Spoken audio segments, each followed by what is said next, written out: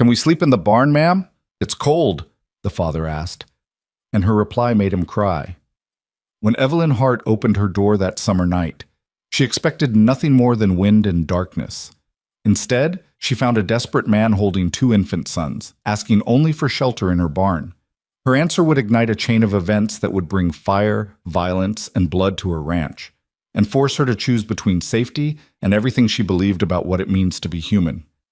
If you want to see how far one choice can change everything, stay until the end. Hit that like button and comment your city so I can see how far this story travels. The heat never really left, even after sunset. It settled into the floorboards of Evelyn Hart's ranch house like an unwanted guest, radiating up through the soles of her bare feet as she moved through the kitchen. Outside, the Texas grassland stretched endlessly in every direction, painted silver by a moon that hung low and bloated in the August sky. Crickets sang their monotonous chorus. Somewhere distant, a coyote called out, its voice swallowed by the vastness. Evelyn was used to the silence. She'd lived alone on the ranch for 3 years now, ever since her husband Thomas died. Heart gave out while he was mending a fence on the south pasture. "Just dropped like a stone," the doctor said. "Quick, painless." Those words were supposed to be a comfort, but Evelyn found no comfort in anything those first few months. The silence had been deafening then. Now it was simply her companion. She dried the last plate and set it in the cupboard, her movements efficient and practiced. 42 years old, lean and weathered by sun and work, Evelyn had learned to keep a tight routine. Structure was survival out here. Wake at dawn, tend the animals. Mend what needed mending. Eat, sleep, repeat. The ranch wasn't large, just 60 acres, a dozen cattle, some chickens, a vegetable garden that fought constantly against the unforgiving soil. But it was hers. Thomas had left her that much, at least. She turned down the oil lamp in the kitchen, leaving just enough light to navigate by, and was about to head upstairs when the knock came. 3 solid raps against the front door. Deliberate. Firm. Evelyn froze. Nobody came out here. The nearest neighbor was the Pritchard place, 4 miles east, and old Jim Pritchard hadn't been capable of making the journey in years. The town of Bellwood was 9 miles south, not close enough for casual visits, especially this late. It had to be past 10 o'clock.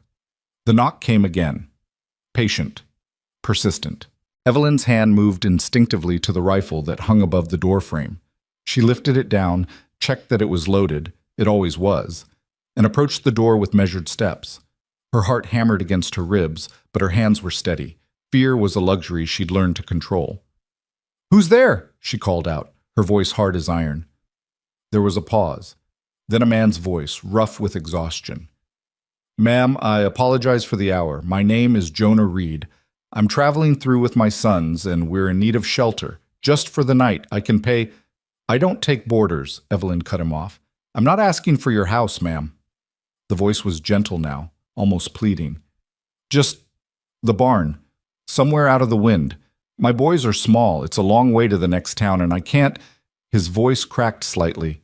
"I can't carry them much further tonight." Evelyn's finger rested on the trigger guard. Boys. Small. That gave her pause, but only slightly. The world was full of desperate people, and desperate people did desperate things. She'd heard stories of drifters using children as props to gain entry to lonely houses. Women alone were targets. Everyone knew that. "Ma'am?" The voice came again. "Please, I'm asking as a father, just the barn." She should turn him away. Every practical instinct screamed at her to do exactly that.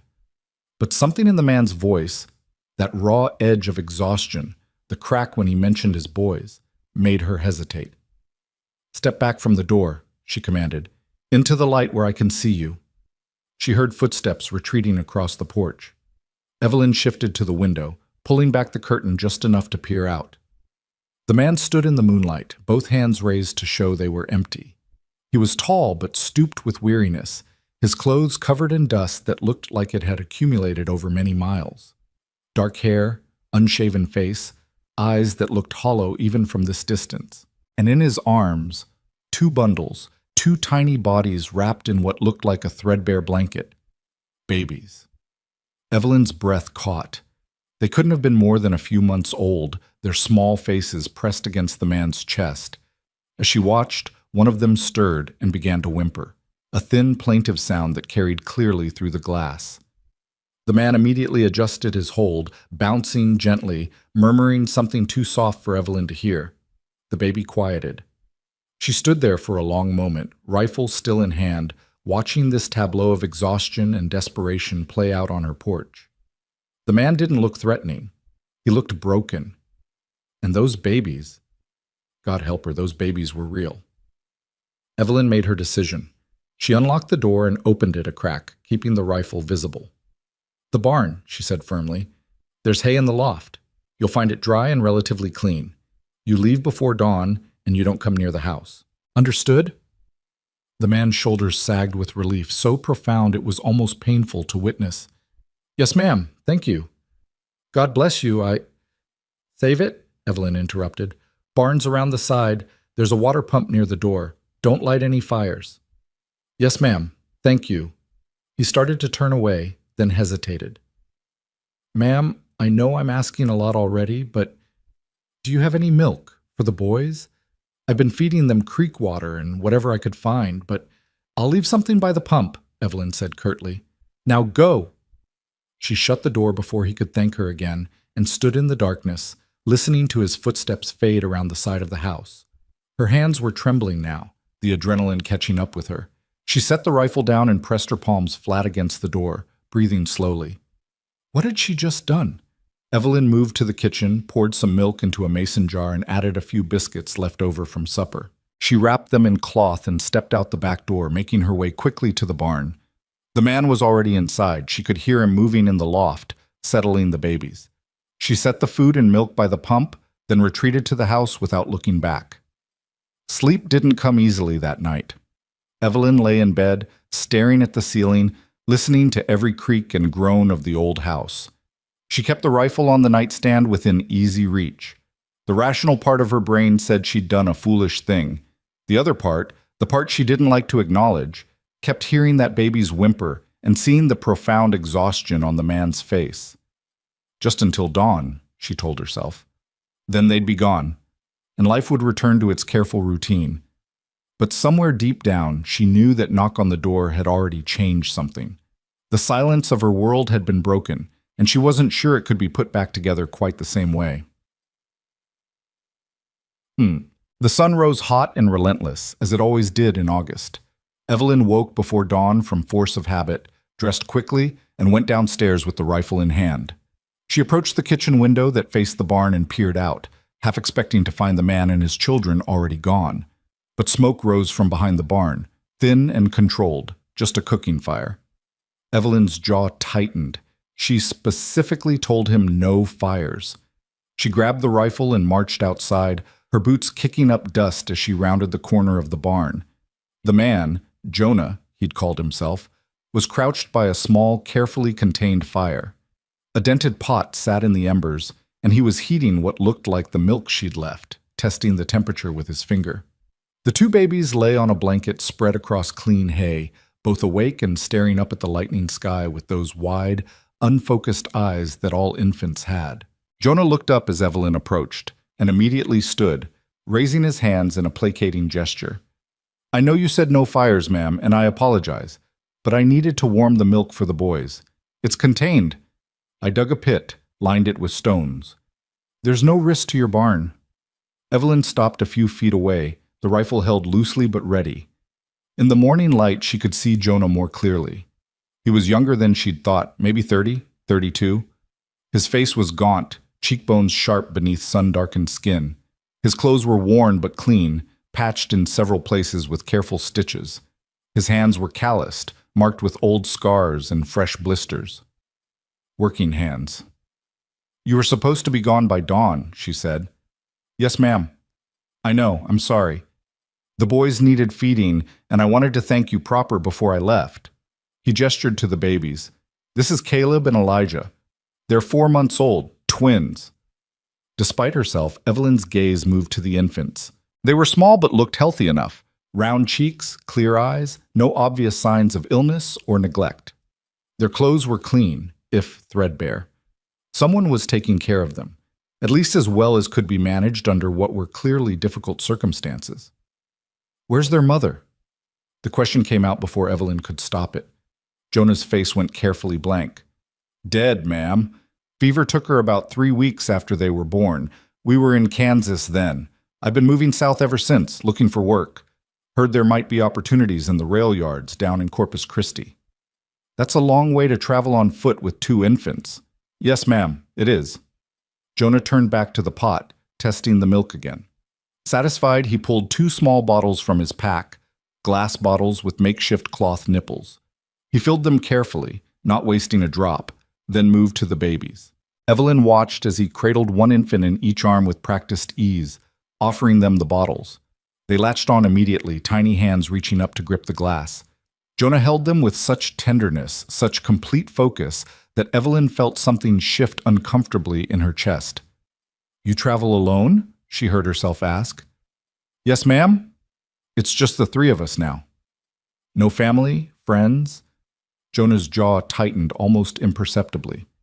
No, ma'am. Not anymore. There was a story there. Evelyn could sense it like a change in the weather, but it wasn't her business. These people would be gone within the hour, and she'd never see them again.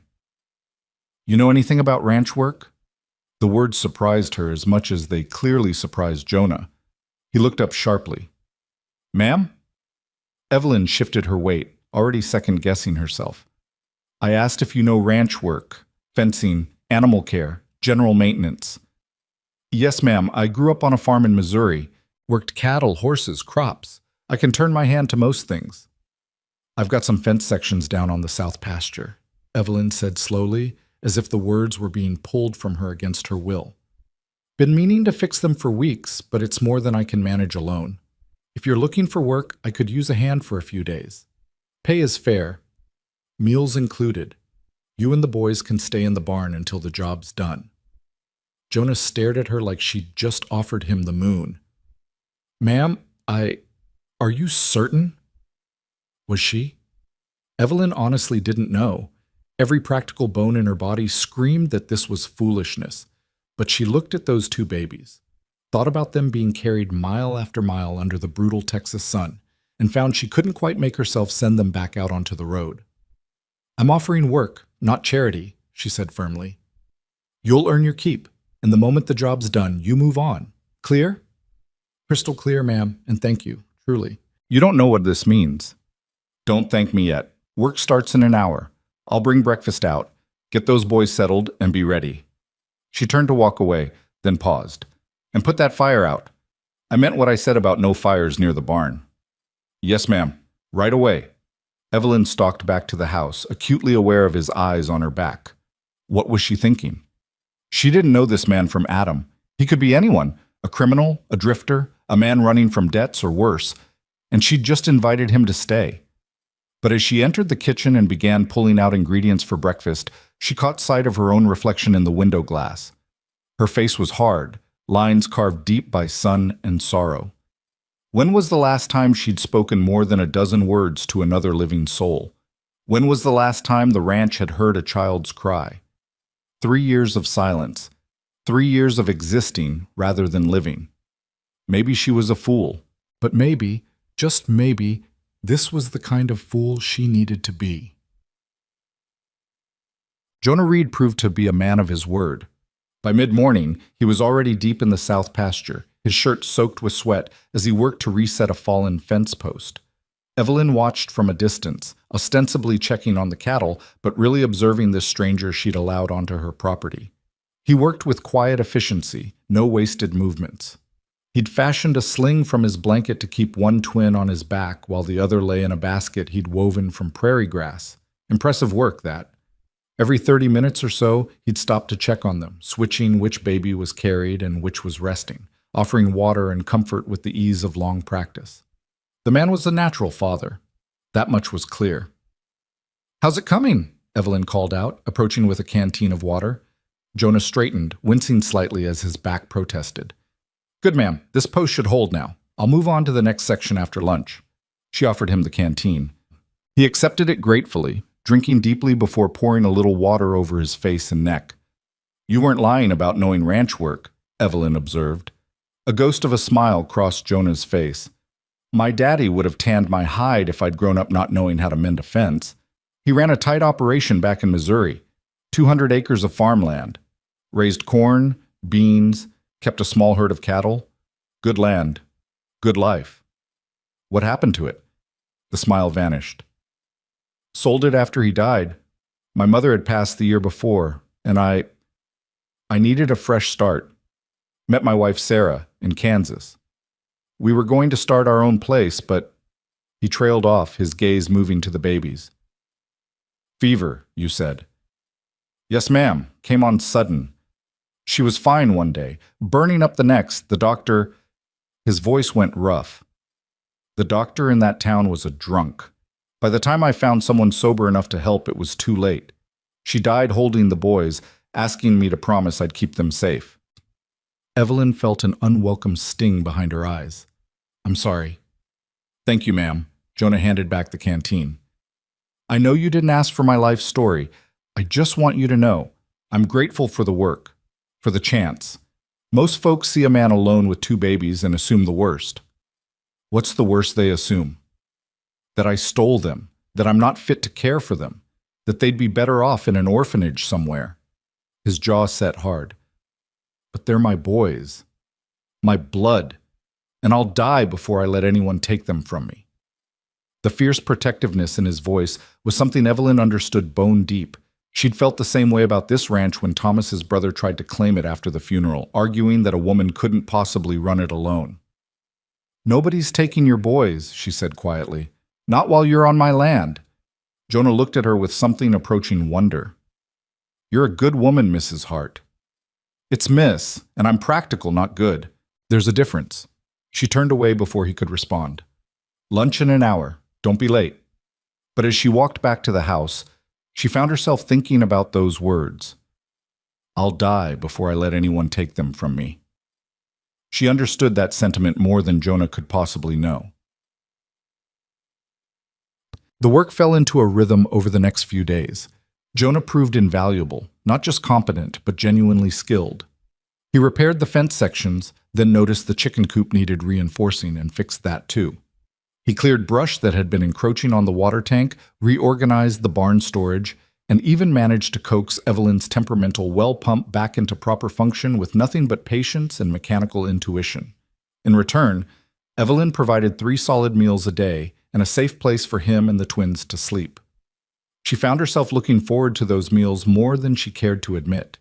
Jonah was soft-spoken but not silent, and he had a gift for conversation that drew her out despite her better judgment. You run this place alone? He asked one evening over supper, beans and cornbread and thick slices of ham. For 3 years now. That's impressive, ma'am. Most ranches this size need at least 2 able bodies. I manage. Oh, you do more than manage. This place is well kept. The animals are healthy. The land is cared for. He paused. Your husband taught you well. My husband taught me some of it, Evelyn corrected. The rest I learned through necessity. Turns out a woman can do most anything when the alternative is starvation. Jonah smiled at that. My Sarah used to say something similar. She once rebuilt an entire wagon axle by herself when I was laid up with a broken leg. Did it better than I could have, truth be told. She sounds like she was a capable woman. She was everything, Jonah said quietly. Then with visible effort, he changed the subject. Those are fine cattle you've got. Longhorns? Mixed breed, some Longhorn blood, some Hereford. They're hardy, which is what matters out here. They talked about cattle breeding, about the challenges of the drought that had plagued the region last summer, about the best methods for storing grain, simple, practical conversations. But underneath it all, Evelyn felt the slow building of something she hadn't experienced in years, companionship. It was dangerous.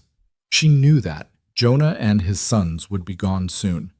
There was no point in getting attached.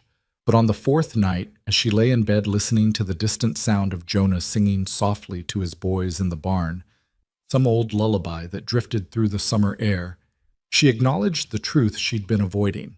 She'd already gotten attached, and that terrified her more than any stranger at her door ever could. On the 5th day, trouble arrived in the form of family.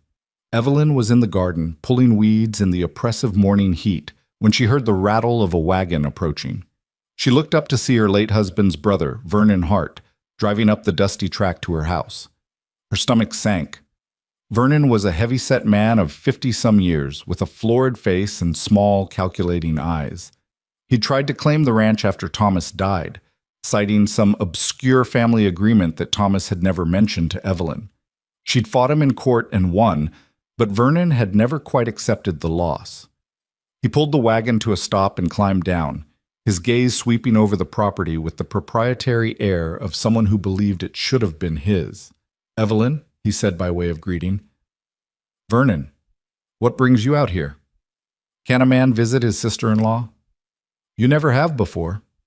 Vernon's smile was thin and cold. "I heard something interesting in town.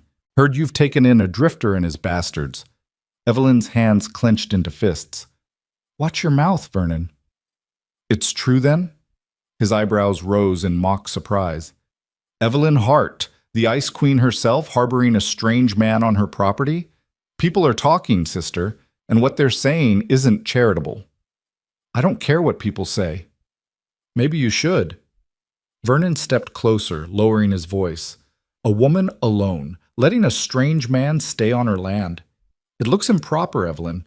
Some folks might say it calls into question your moral fitness to run this place." There it was, the real reason for his visit. "This is my land," Evelyn said coldly. "What I do on it is none of your concern." "It becomes my concern when your actions reflect poorly on the Hart name, and when your questionable decisions might provide grounds for contesting your claim to property that should have gone to family in the first place. We settled this in court, Vernon. The ranch is mine. You lost. Courts can revisit their decisions, especially when new evidence of moral turpitude comes to light." Vernon's smile was triumphant now. "A widow shacking up with a drifter not 6 months after—" "3 years, Vernon. It's been 3 years, and I'm not shacking up with anyone. I hired a man to help with work around the ranch, that's all." "Is it?" Vernon's gaze shifted past her to where Jonah had emerged from the barn, one twin on his hip. "Because from where I'm standing, it looks like you're playing house with a man you know nothing about. What's his story, Evelyn? Where'd he come from? What's he running from?" Evelyn opened her mouth to respond, but Jonah was already approaching. His face was calm, but she could see the tension in his shoulders. "Is there a problem here, Miss Hart?" he asked quietly. Vernon's eyes narrowed. "And who might you be?" "Jonah Reed. I'm doing some work for Miss Hart." "Work?" Vernon said the word like it tasted foul. "What kind of work does a man with 2 babies do?" "The kind that needs doing," Jonah replied evenly. "Fence repair, maintenance, general labor." "Convenient. And where exactly did you come from, Mr. Reed?" "Kansas by way of Missouri." "Long way to travel. What brings you to Texas?" Evelyn stepped between them. "That's enough, Vernon. Mr. Reed's business is his own."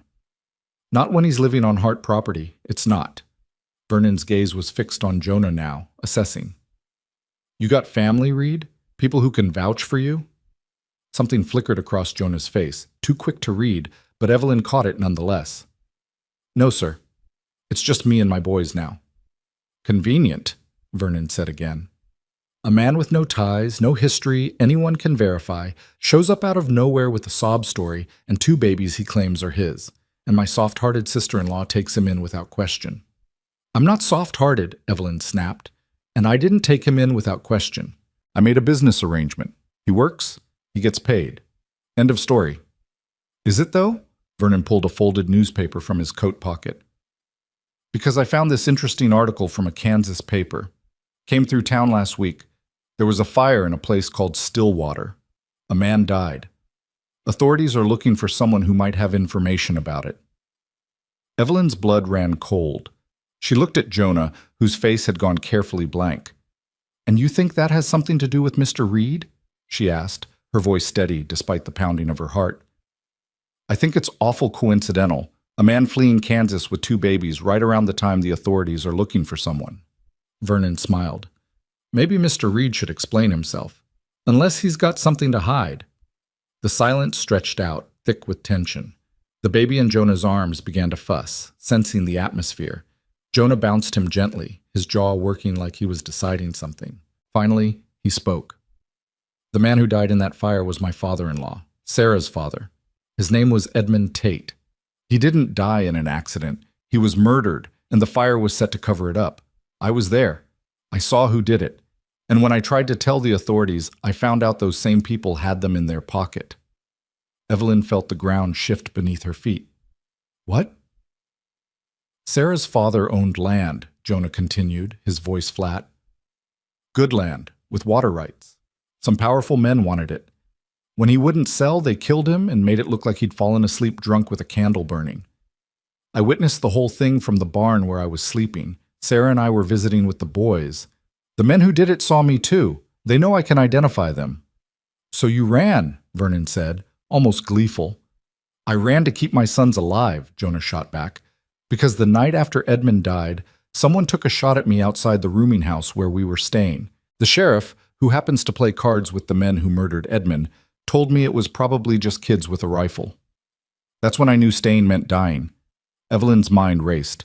Why didn't you go to federal authorities? Because I don't know who I can trust. The men behind this, they have reach, money, connections. I'm just a farmhand with 2 babies and no proof beyond my word. Jonah's voice cracked slightly. So, yes, I ran. I've been running for weeks trying to get far enough away that they'll give up looking, that my boys can be safe. Vernon was practically vibrating with satisfaction. You hear that, Evelyn? You've got a fugitive on your property, a man being hunted. And when those people he's running from come looking, and they will come looking, what do you think happens to this ranch, to you? Evelyn looked at Jonah. His face was exhausted, defeated. He expected her to send him away. She could see it in his eyes. The resignation of a man who'd been running so long he didn't remember what it felt like to be believed. Get off my property, Vernon, she said quietly. Vernon blinked. What? You heard me. Get off my land. Now. Evelyn, don't be a fool. This man is dangerous. This man is in trouble, Evelyn corrected. And he came to me asking for nothing more than a place to sleep and a chance to work. That's what I'm giving him. His past is his own business. You're making a mistake. Then it's my mistake to make. This is my land, Vernon. My decision. And you are not welcome here. Vernon's face flushed dark red. You'll regret this, Evelyn. When those men come looking and find you harboring their fugitive, you'll wish you'd listened to me. And when they do, don't come crying to family for help.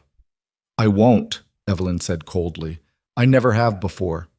Vernon climbed back onto his wagon with jerky, angry movements. This isn't over. The whole county will hear about this. Your reputation will be ruined. And when it is, I'll be first in line to petition the court for control of this ranch on grounds of moral unfitness. He snapped the reins, and the wagon lurched forward. Evelyn and Jonah stood in silence, watching him disappear down the dusty track. When he was finally out of sight, Jonah spoke. You should have let me go. Probably. I've put you in danger. Vernon's right about that much. The people looking for me, they're serious. They're connected. If they find me here, then we'll deal with it, Evelyn interrupted. She turned to face him fully. You witnessed a murder. Those men killed your wife's father and threatened your children. That's not something you should have to run from alone. Why? Jonah's voice was raw. Why would you risk everything for someone you barely know? Evelyn thought about that question. The practical answer was that she shouldn't, that she was being exactly the fool Vernon accused her of being. But when she looked at Jonah, at the baby in his arms, at the desperate hope warring with fear in his eyes, she knew the real answer. Because 3 years ago, when everyone told me I couldn't hold this ranch alone, when Thomas's family tried to take it from me, when the whole town said a woman had no business trying, I did it anyway. I held this land because it was mine, because I'd earned it, because giving up wasn't in my nature. She paused. You asked for a place to rest, and I gave you work instead. You've more than earned your keep, and I'll be damned if I let a bunch of murdering bastards chase you off land where you have every right to be. Jonah stared at her like she'd just grown wings. You could lose everything. I could. But I've been alone in this fight for 3 years, Mr. Reed. Maybe it's time I had an ally. Something shifted in Jonah's expression. The defeated resignation replaced by something harder, something that looked almost like hope. Then you've got one, Miss Hart. For as long as you'll have me, you've got one. They stood there in the summer heat, 2 people with nothing but stubborn pride and nowhere else to go. and made an unspoken pact that would change both their lives forever. Neither of them knew it yet, but Vernon Hart's visit had set forces in motion that couldn't be stopped. Word would travel, questions would be asked, and the men Jonah feared, the ones with power and reach and blood on their hands, would eventually hear about a ranch in the middle of nowhere harboring the one witness who could destroy them. The storm was coming, but for now, in this moment, Evelyn Hart and Jonah Reed had each other. And sometimes that had to be enough. The days that followed Vernon's visit carried a weight that hadn't been there before. Evelyn felt it in the way the morning light seemed sharper, more revealing, in the way every sound beyond the immediate boundaries of the ranch made her pause and listen. Jonah felt it too. She could see it in the way his eyes tracked the horizon whenever he thought she wasn't looking, in the tension that never quite left his shoulders even when he was playing with the twins. But the work continued. There was no choice in that. Ranches didn't stop needing attention just because trouble might be coming. On the 6th morning after Vernon's departure, Evelyn found Jonah in the barn before dawn, already awake. He sat on a bale of hay with both babies cradled against his chest, their small bodies rising and falling with the rhythm of sleep. His own eyes were open but unfocused, staring at nothing. "Couldn't sleep?" she asked from the doorway. Jonah's head jerked up. "Miss Hart, I didn't hear you. I didn't." "That's because you weren't listening." She stepped inside, carrying 2 tin cups of coffee. She handed him one. "You've been out here every night for the past 3 nights. I can see the lamp burning from my window. The boys wake up sometimes. I didn't want to disturb." "Don't lie to me, Mr. Reed. You're keeping watch." Jonah's jaw tightened, but he didn't deny it. He took a sip of the coffee, then another, letting the silence speak for him. Evelyn settled onto a hay bale across from him. "You think they'll come?" "I think it's only a matter of time before someone connects the dots. Vernon will talk. Men like that always do. And once word gets back to Kansas that there's a man matching my description living on a ranch in Texas." He trailed off, his free hand unconsciously tightening around one of the twins. "Let me ask you something," Evelyn said. "These men who killed your father-in-law, do they have names?" Jonah hesitated. "The one who actually did it, the one I saw, his name is Garrett Boone. He's the son of Douglas Boone, who owns half of Stillwater and most of the surrounding county. Douglas wants Edmond's land for the water rights. With the drought hitting Kansas hard the past 2 years, water is worth more than gold." "And the sheriff?" "Marcus Webb. He's been in Douglas Boone's pocket for years. Everyone knows it, but nobody says anything because the Boones control the money, and the money controls everything else. So why come after you specifically? Why not just let you run?" "Because I saw Garrett do it," Jonah said flatly. "I watched him pour kerosene around Edmund's workshop while Edmund was passed out drunk inside. Watched him light the match. Edmund woke up screaming, tried to get to the door, but Garrett had barred it from the outside. I started to run to help, but then I saw 2 other men standing guard, Boone's hired hands. They had rifles. If I'd shown myself, I'd be dead too." Evelyn felt something cold settle in her stomach. "What happened then?" "I stayed hidden until they left. Then I tried to break down the door, but the fire was too far gone. By the time I got it open, Edmund was—" Jonah's voice cracked. "I pulled him out anyway, burned my hands doing it. The doctor who treated me asked questions I couldn't answer safely, so I said it was an accident. That's when I knew I had to leave." "And Sarah?" "Sarah was already gone by then. She'd died 2 weeks earlier. I was staying with Edmund, trying to help him through the grief, trying to figure out what to do with 2 newborns and no wife." Jonah looked down at the sleeping babies. "I think that's why they killed him when they did. They figured with Sarah dead and me just a son-in-law with no legal claim, there'd be no one to contest things when they forged documents saying Edmund had sold them the land before he died. Except you witnessed the murder. Except I witnessed the murder." Jonah met her eyes. "I'm not a brave man, Miss Hart. When I saw those rifles, when I realized what I was up against, I ran. I took my boys and I ran because keeping them alive mattered more than justice." "That doesn't make you a coward. That makes you a father." "Does it?" Jonah's voice was bitter. "Because most nights I lie awake thinking about Edmund burning to death while I hid in the shadows. Thinking about how if I'd gone to the federal authorities instead of running, maybe you'd be dead and your sons would be orphans, Evelyn interrupted sharply. You made the choice you could live with. Don't apologize for that. Jonah studied her for a long moment. You're not what I expected. What did you expect? Someone who'd turn me away the moment things got complicated. Someone who'd choose safety over principle. Evelyn smiled without humor. I'm not that smart, apparently. One of the twins, Caleb, she'd learned to tell them apart by the small birthmark on his left ear, stirred and began to fuss. Jonah immediately shifted his hold, rocking gently until the baby settled back into sleep. You're good with them, Evelyn observed. I have to be. They're all I've got left of Sarah. Jonah's voice softened. She wanted so many children. Used to joke that we'd have enough to field our own baseball team. When she found out she was carrying twins, she was over the moon, scared out of her mind too, but so happy. How did you meet her? Church social in Kansas City. I was working construction, saving money to buy land. She was a school teacher, smartest woman I'd ever met.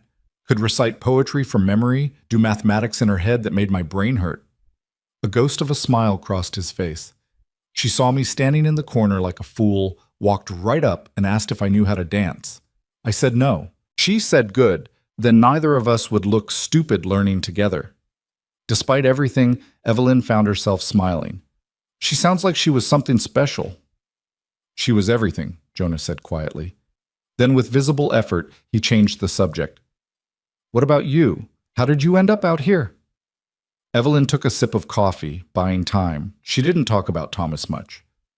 Didn't talk about the before times when the silence wasn't quite so heavy. But something about the pre-dawn darkness and Jonah's own honesty made the words come easier than they should have. Thomas and I met in Bellwood. I was working in the general store, and he came in to buy supplies. He was quiet, steady, the kind of man who meant what he said and said what he meant. We courted for 6 months, got married, and moved out here to build the ranch. She paused. We had 3 good years before the trying started. Trying? For children. I wanted them desperately. Thomas did too. But month after month, year after year, nothing happened. We saw doctors, tried every remedy anyone suggested. Nothing worked. The old grief rose up, familiar and sharp. After 5 years, we stopped trying, accepted it was just going to be the 2 of us. And we were fine with that.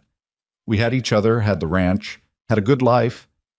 Then Thomas's heart gave out, and suddenly I didn't have any of it. You had the ranch, Jonah pointed out gently. I had dirt and fence posts and 60 acres of emptiness, Evelyn corrected. The ranch was something Thomas and I built together. Without him, it was just a reminder of everything I'd lost. But you fought for it anyway. I fought for it because everyone assumed I'd fail. Thomas's family, the neighbors, half the town, they all expected me to sell and move back to civilization, and I couldn't stomach the idea of proving them right. She looked at Jonah directly. So yes, I fought. I learned to do every job Thomas used to do. I worked until my hands bled and my back screamed. I held this land because letting it go felt like letting him disappear completely. Jonah nodded slowly, understanding in his eyes. That's why you let me stay. Not out of kindness, but because you recognized the fight. Maybe. Or maybe I was just tired of eating supper alone. They sat in companionable silence as the sky outside began to lighten. Somewhere in the distance, a rooster crowed. The ranch was waking up, and with it came all the demands of another day. Evelyn stood, brushing hay from her skirt. I'm riding into Bellwood today for supplies. You should come with me. Jonah's head snapped up. Miss Hart, I don't think... I wasn't asking. If Vernon's been spreading talk, then people already know you're here. Hiding makes you look guilty. Better to face it head on. Let folks see you're just a man doing honest work. And if someone recognizes me? If word gets back to Kansas?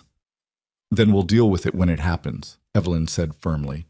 But skulking around my barn like a criminal won't help anyone. Besides, I could use a second pair of hands loading supplies. And the boys need to be seen by a proper doctor. Make sure they're developing well. Jonah looked torn. Finally, he sighed. You're a stubborn woman, Miss Hart. So I've been told. We leave in an hour. Make yourself presentable. She turned to go, then paused at the barn door. And Jonah? Stop sleeping out here. There's a room off the kitchen that used to be for ranch hands. It's got a bed and a stove. You and the boys should use it. Miss Hart, I can't. You can and you will. I'm not having you collapse from exhaustion because you spent every night on watch in a barn. Her voice softened slightly. If trouble comes, we'll face it together, but killing yourself before it arrives won't help anyone. She didn't wait for his response, just headed back toward the house with the sunrise breaking golden over the eastern hills. The ride into Bellwood took nearly 2 hours by wagon. Evelyn drove while Jonah sat beside her, the twins secured in a makeshift carrier he'd rigged between them. The landscape rolled past in shades of gold and brown, broken occasionally by clusters of scrub oak or the dark line of a distant creek bed. They didn't talk much during the journey. Jonah seemed lost in thought, his gaze constantly scanning the horizon. Evelyn understood the instinct. She'd lived with that same vigilance for 3 years, always watching for the next challenge, the next threat to her carefully maintained independence. Bellwood came into view just before noon, a cluster of wooden buildings arranged along a single main street. It wasn't much: a general store, a saloon, a church, a doctor's office, a handful of houses. But it was the only civilization for 20 miles in any direction. Evelyn pulled the wagon to a stop outside the general store. Immediately she felt eyes turning their way. Mrs. Patterson from the boarding house. Old Jim Pritchard, despite what Evelyn had thought about his mobility. 3 men she didn't recognize, probably ranch hands from one of the larger spreads. And Vernon Hart, standing outside the saloon with a satisfied smile on his florid face. "Stay close," Evelyn murmured to Jonah, "and don't let them see you sweat." They climbed down from the wagon. Jonah lifted the carrier with the twins while Evelyn grabbed her shopping list. Together they walked into the general store. The proprietor, Henry Walsh, looked up from his counter.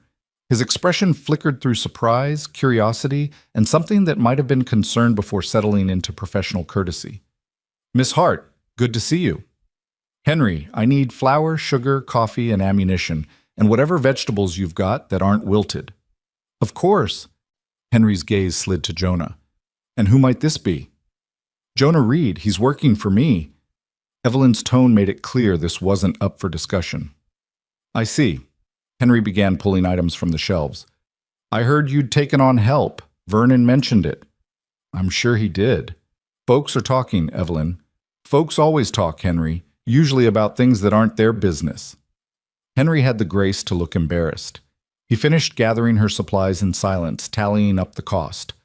Evelyn paid, and Jonah loaded the goods into the wagon with quick efficiency. As they were finishing, Dr. Samuel Brennan emerged from his office across the street. He was a thin, severe-looking man in his 60s, but his hands were steady and his mind sharp. He'd been the one to pronounce Thomas dead. "Miss Hart," he called out, "might I have a word?" Evelyn tensed but nodded. "Doctor?" Brennan approached, his eyes taking in Jonah and the twins with clinical assessment. "I understand you have infants on your property. May I examine them, just to ensure they're healthy?" It wasn't quite a request. Jonah looked at Evelyn, who nodded slightly. "Of course, doctor," Jonah said carefully. "They're 4 months old. Twins. I've been doing my best to care for them, but a professional opinion would be welcome." Brennan's expression softened fractionally. "Bring them to my office." The examination took 20 minutes. Brennan checked both babies thoroughly, listening to their hearts, examining their reflexes, testing their responses. When he finished, he actually smiled. "They're remarkably healthy, Mr. Reed, well-fed, well-cared for. Whatever you're doing, keep doing it." Jonah's relief was palpable. "Thank you, doctor. Though I would recommend supplementing their milk with some mashed vegetables soon. They're at the age where they can start taking soft foods."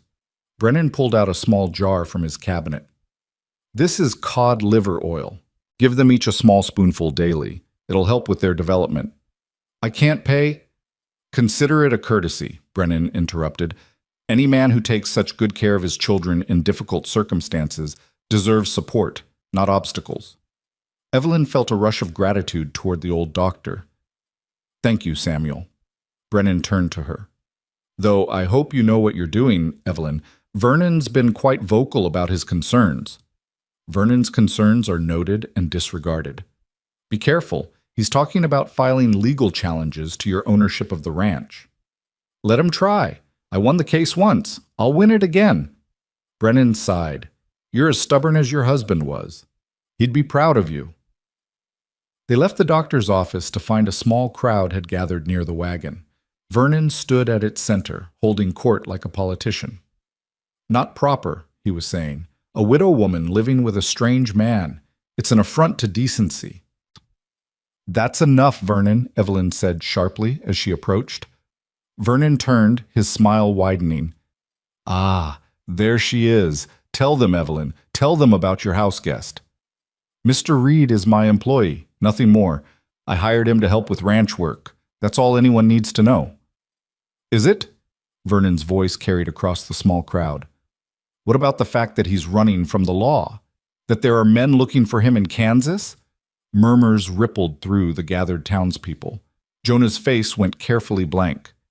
"He's not running from the law," Evelyn said coldly. "He's running from murderers. There's a difference." "So he admits it." Vernon looked triumphant. "He admits men are hunting him." "Men are hunting him because he witnessed a crime," Evelyn shot back. "Because he saw powerful people do terrible things, and instead of protecting him, the local authorities in Kansas chose to protect the criminals. Mr. Reed is a victim, not a criminal." "That's his story," Vernon sneered. "Do we have any proof? Any evidence beyond the word of a drifter?"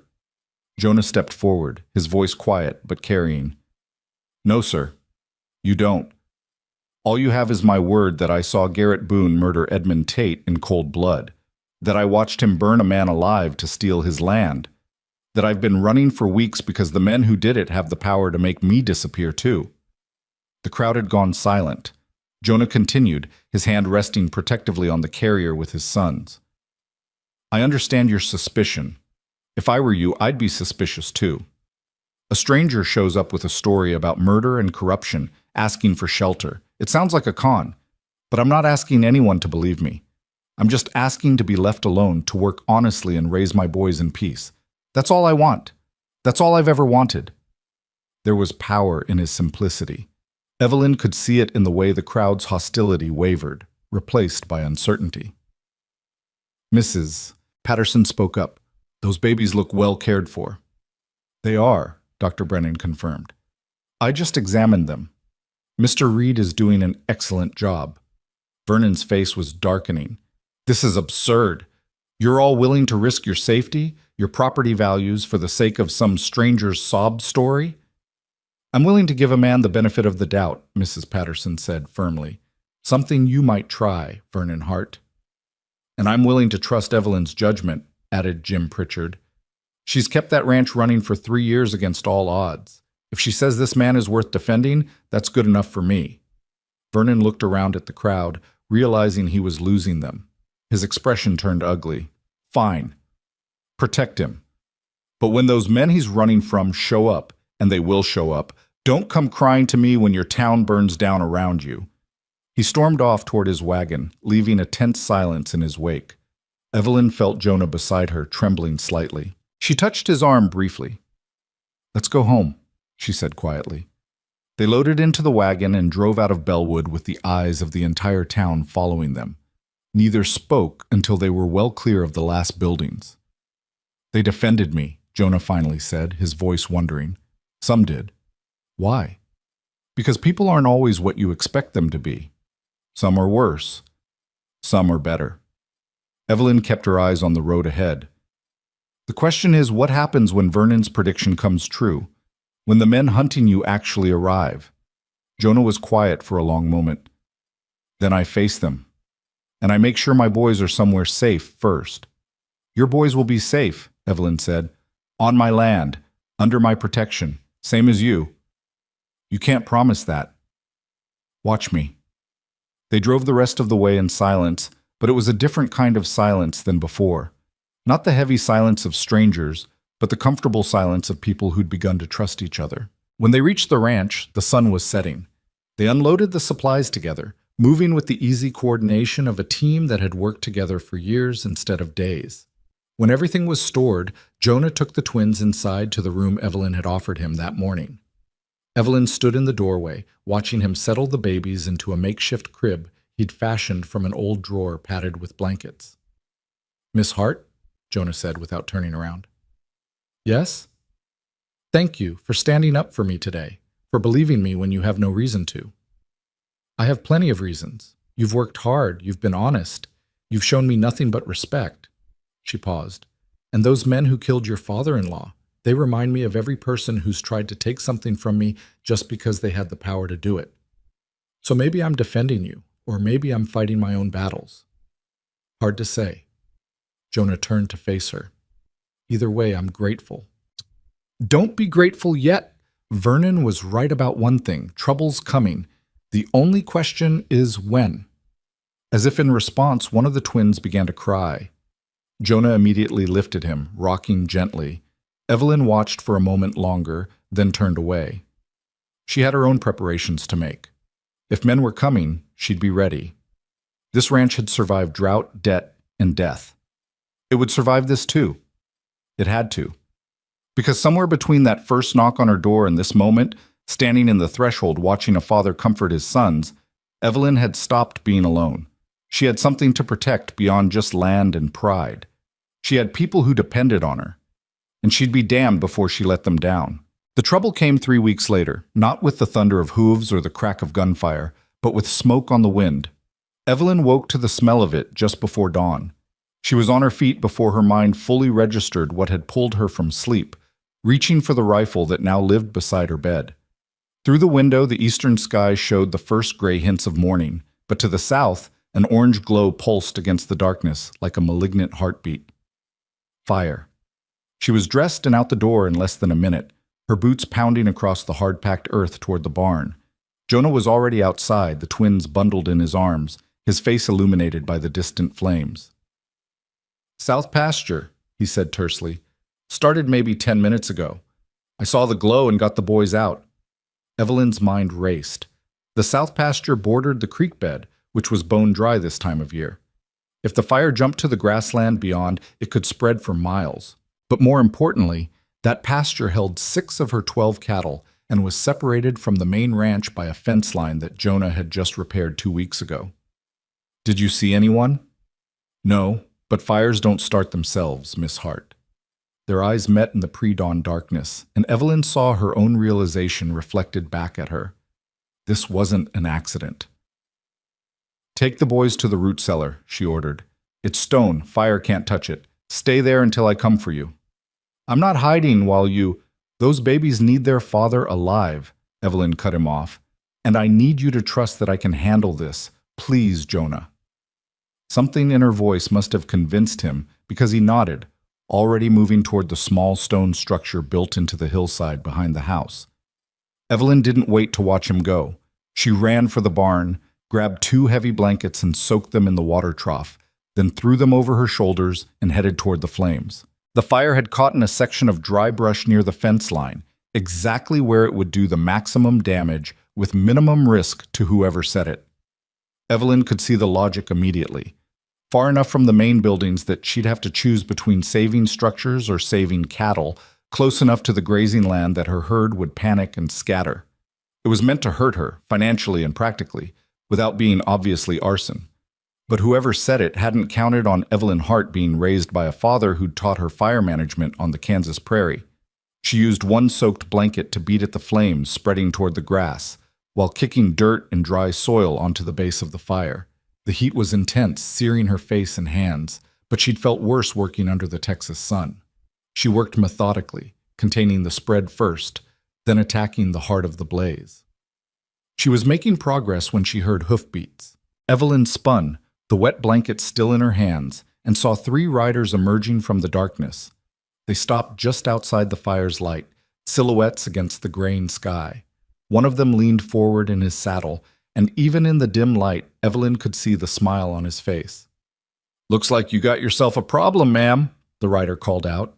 His voice was smooth, educated, with just a hint of southern drawl underneath. "Fires can be dangerous this time of year. Awful dangerous." Evelyn dropped the blanket and reached for the rifle she'd propped against a fence post. She didn't point it at them, not yet, but the meaning was clear. "Who are you?" "Name's Garrett Boone," the man said, and Evelyn's blood went cold. "I'm looking for someone. Fellow by the name of Jonah Reed. Heard he might be in these parts." So it had finally happened. The hunters had found their prey. Evelyn kept her voice steady. Don't know anyone by that name. Now that's interesting, Garrett said, urging his horse a few steps closer. In the growing light, she could see him better now. A man in his late 20s, handsome in a cruel way, wearing clothes too fine for ranch country. Because my sources tell me a man matching his description has been working for you. Man with 2 baby boys. Seems mighty specific to be a coincidence. Your sources are mistaken. Are they? Garrett's smile widened. See, I don't think they are. I think you're harboring a fugitive, Miss Hart. That's a serious offense. Could get you in a lot of trouble. He's not a fugitive. You are. The smile vanished. Excuse me? You heard me, Evelyn said, her voice hard as iron. Jonah Reed told me what you did, how you murdered Edmund Tate in cold blood, how you burned him alive to steal his land. That makes you a killer, Mr. Boone, not him. Garrett's expression went dangerously cold. That's a hell of an accusation to make without proof. I don't need proof to call a thing what it is. One of the other riders moved his hand toward his belt. Evelyn raised the rifle in a smooth, practiced motion, sighting down the barrel directly at Garrett's chest. I wouldn't, she said quietly. Garrett held up a hand, stopping his companion. Easy now. No need for violence. We're all civilized people here. Civilized people don't burn down other people's property in the middle of the night. I don't know what you're talking about, Garrett said, but his eyes betrayed him. We just happened to be riding past, saw the smoke, thought we'd check on you. Neighborly concern. You're no neighbor of mine, and you need to leave my land, now. Garrett studied her for a long moment, weighing options. Finally, he nodded slowly. We'll go. For now. But you should think carefully about your choices, Miss Hart. Harboring Reed puts you in the middle of something that doesn't concern you, something dangerous. Everything on this land concerns me, including who I allow to stay here. Then you're choosing to make this your fight. I'm choosing to protect what's mine. If that makes it a fight, so be it. Garrett's smile returned, colder than before. You're brave. I'll give you that. Or maybe just foolish. Hard to tell the difference sometimes. He turned his horse. We'll be seeing you again, Miss Hart, real soon. The 3 riders melted back into the pre-dawn darkness, leaving Evelyn standing alone with the dying fire and the rapid hammering of her heart. She waited until the sound of hoofbeats faded completely before lowering the rifle, her hands shaking now that the immediate threat had passed.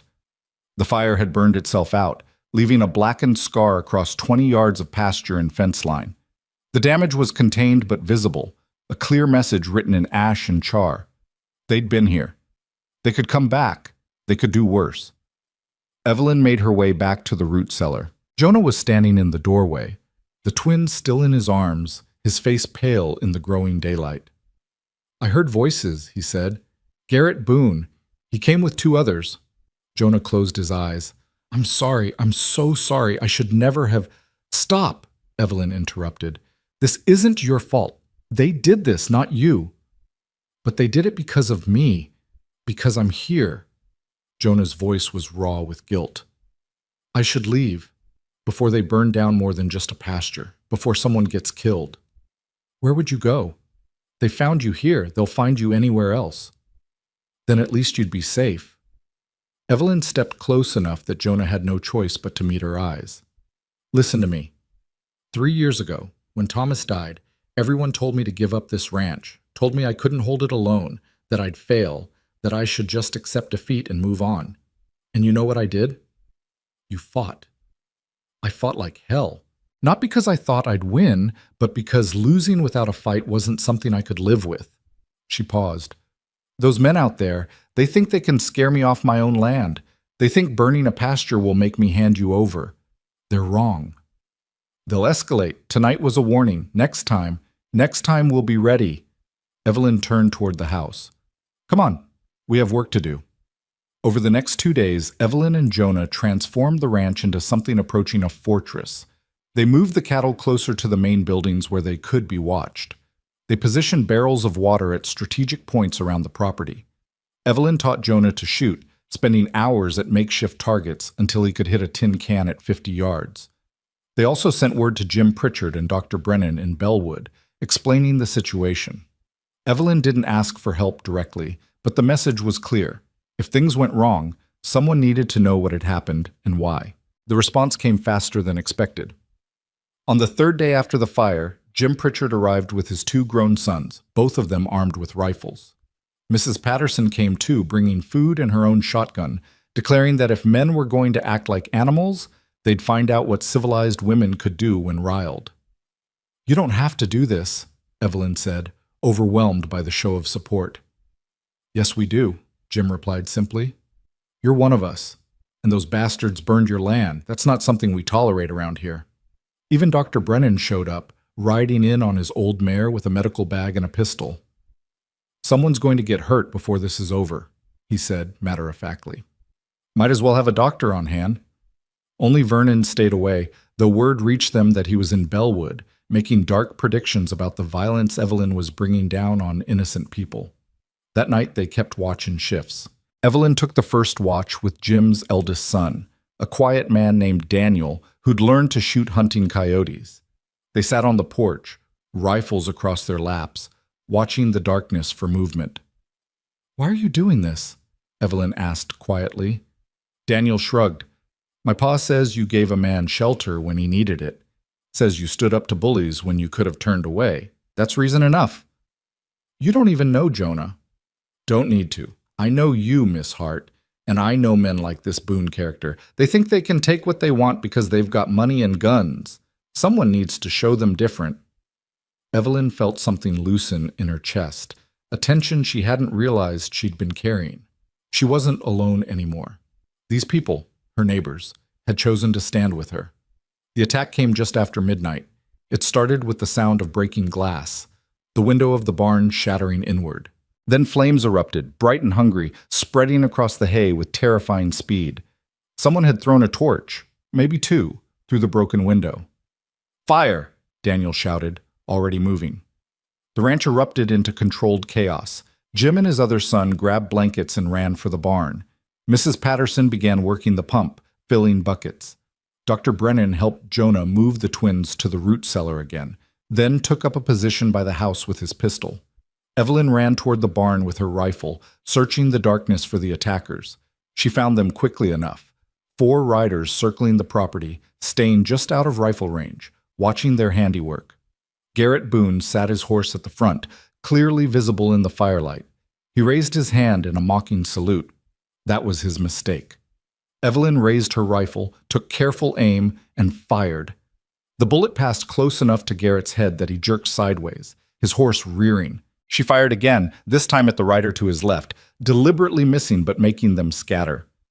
"Anyone else comes on my land gets shot," Evelyn shouted into the darkness.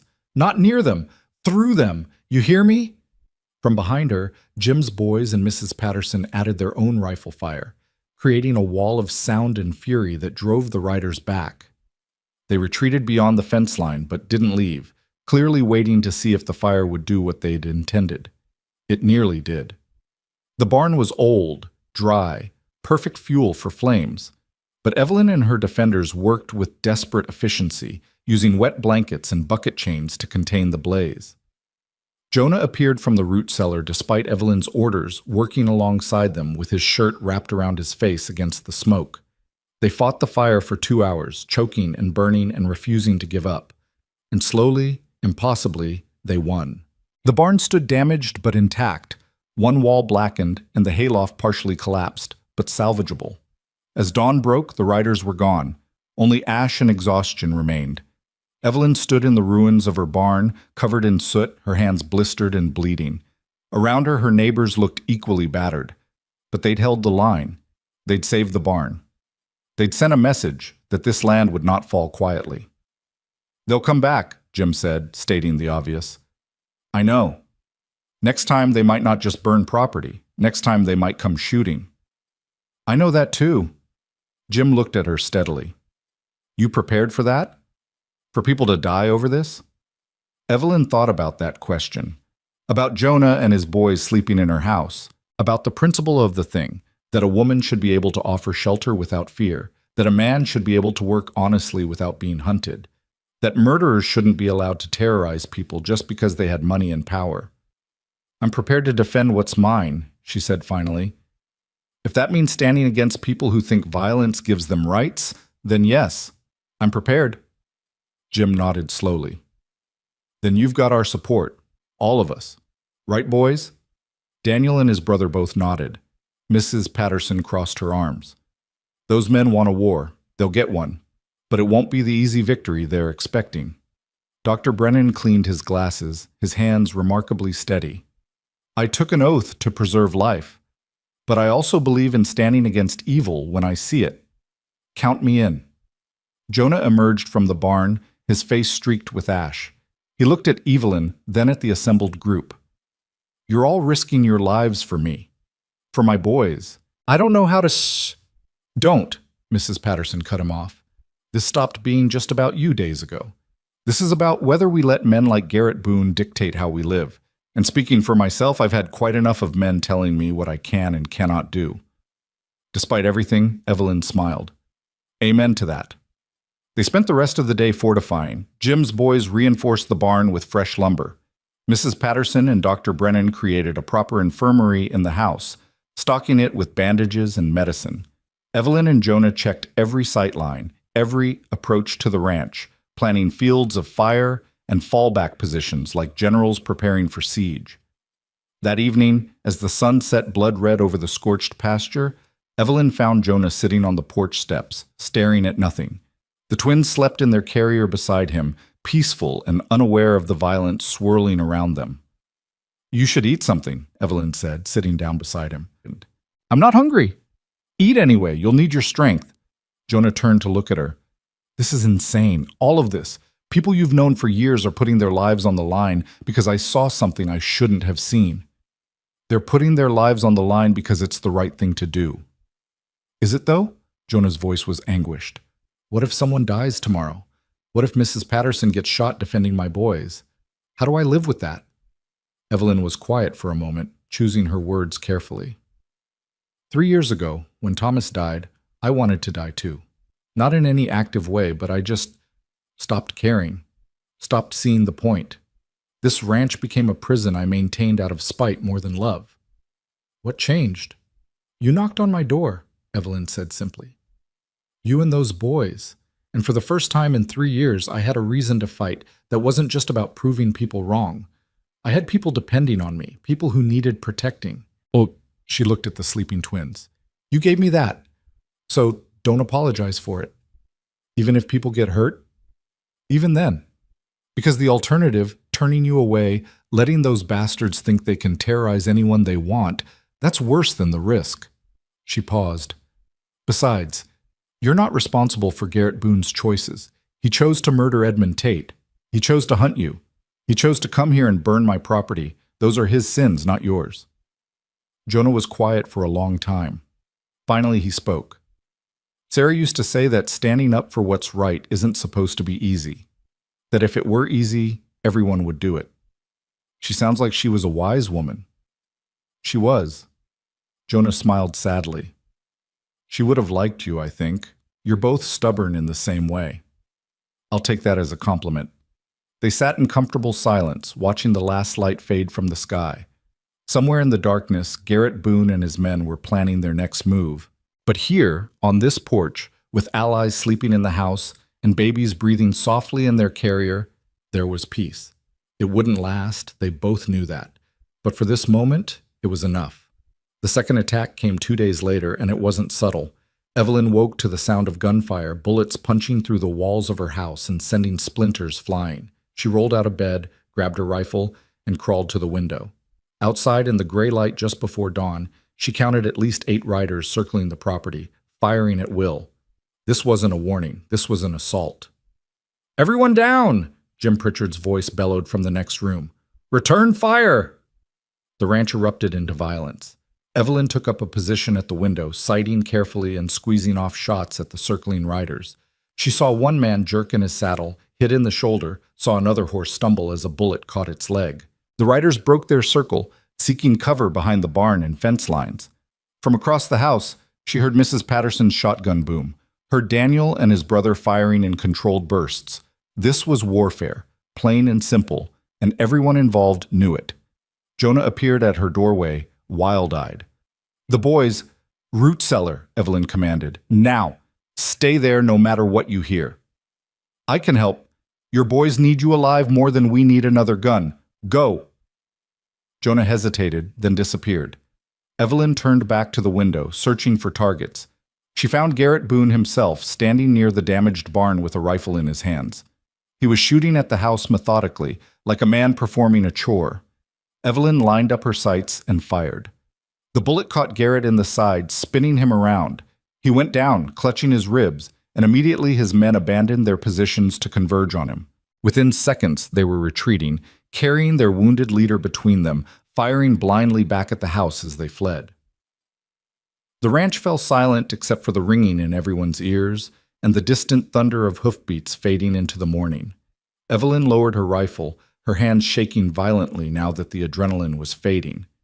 She'd shot a man. She'd actually shot another human being.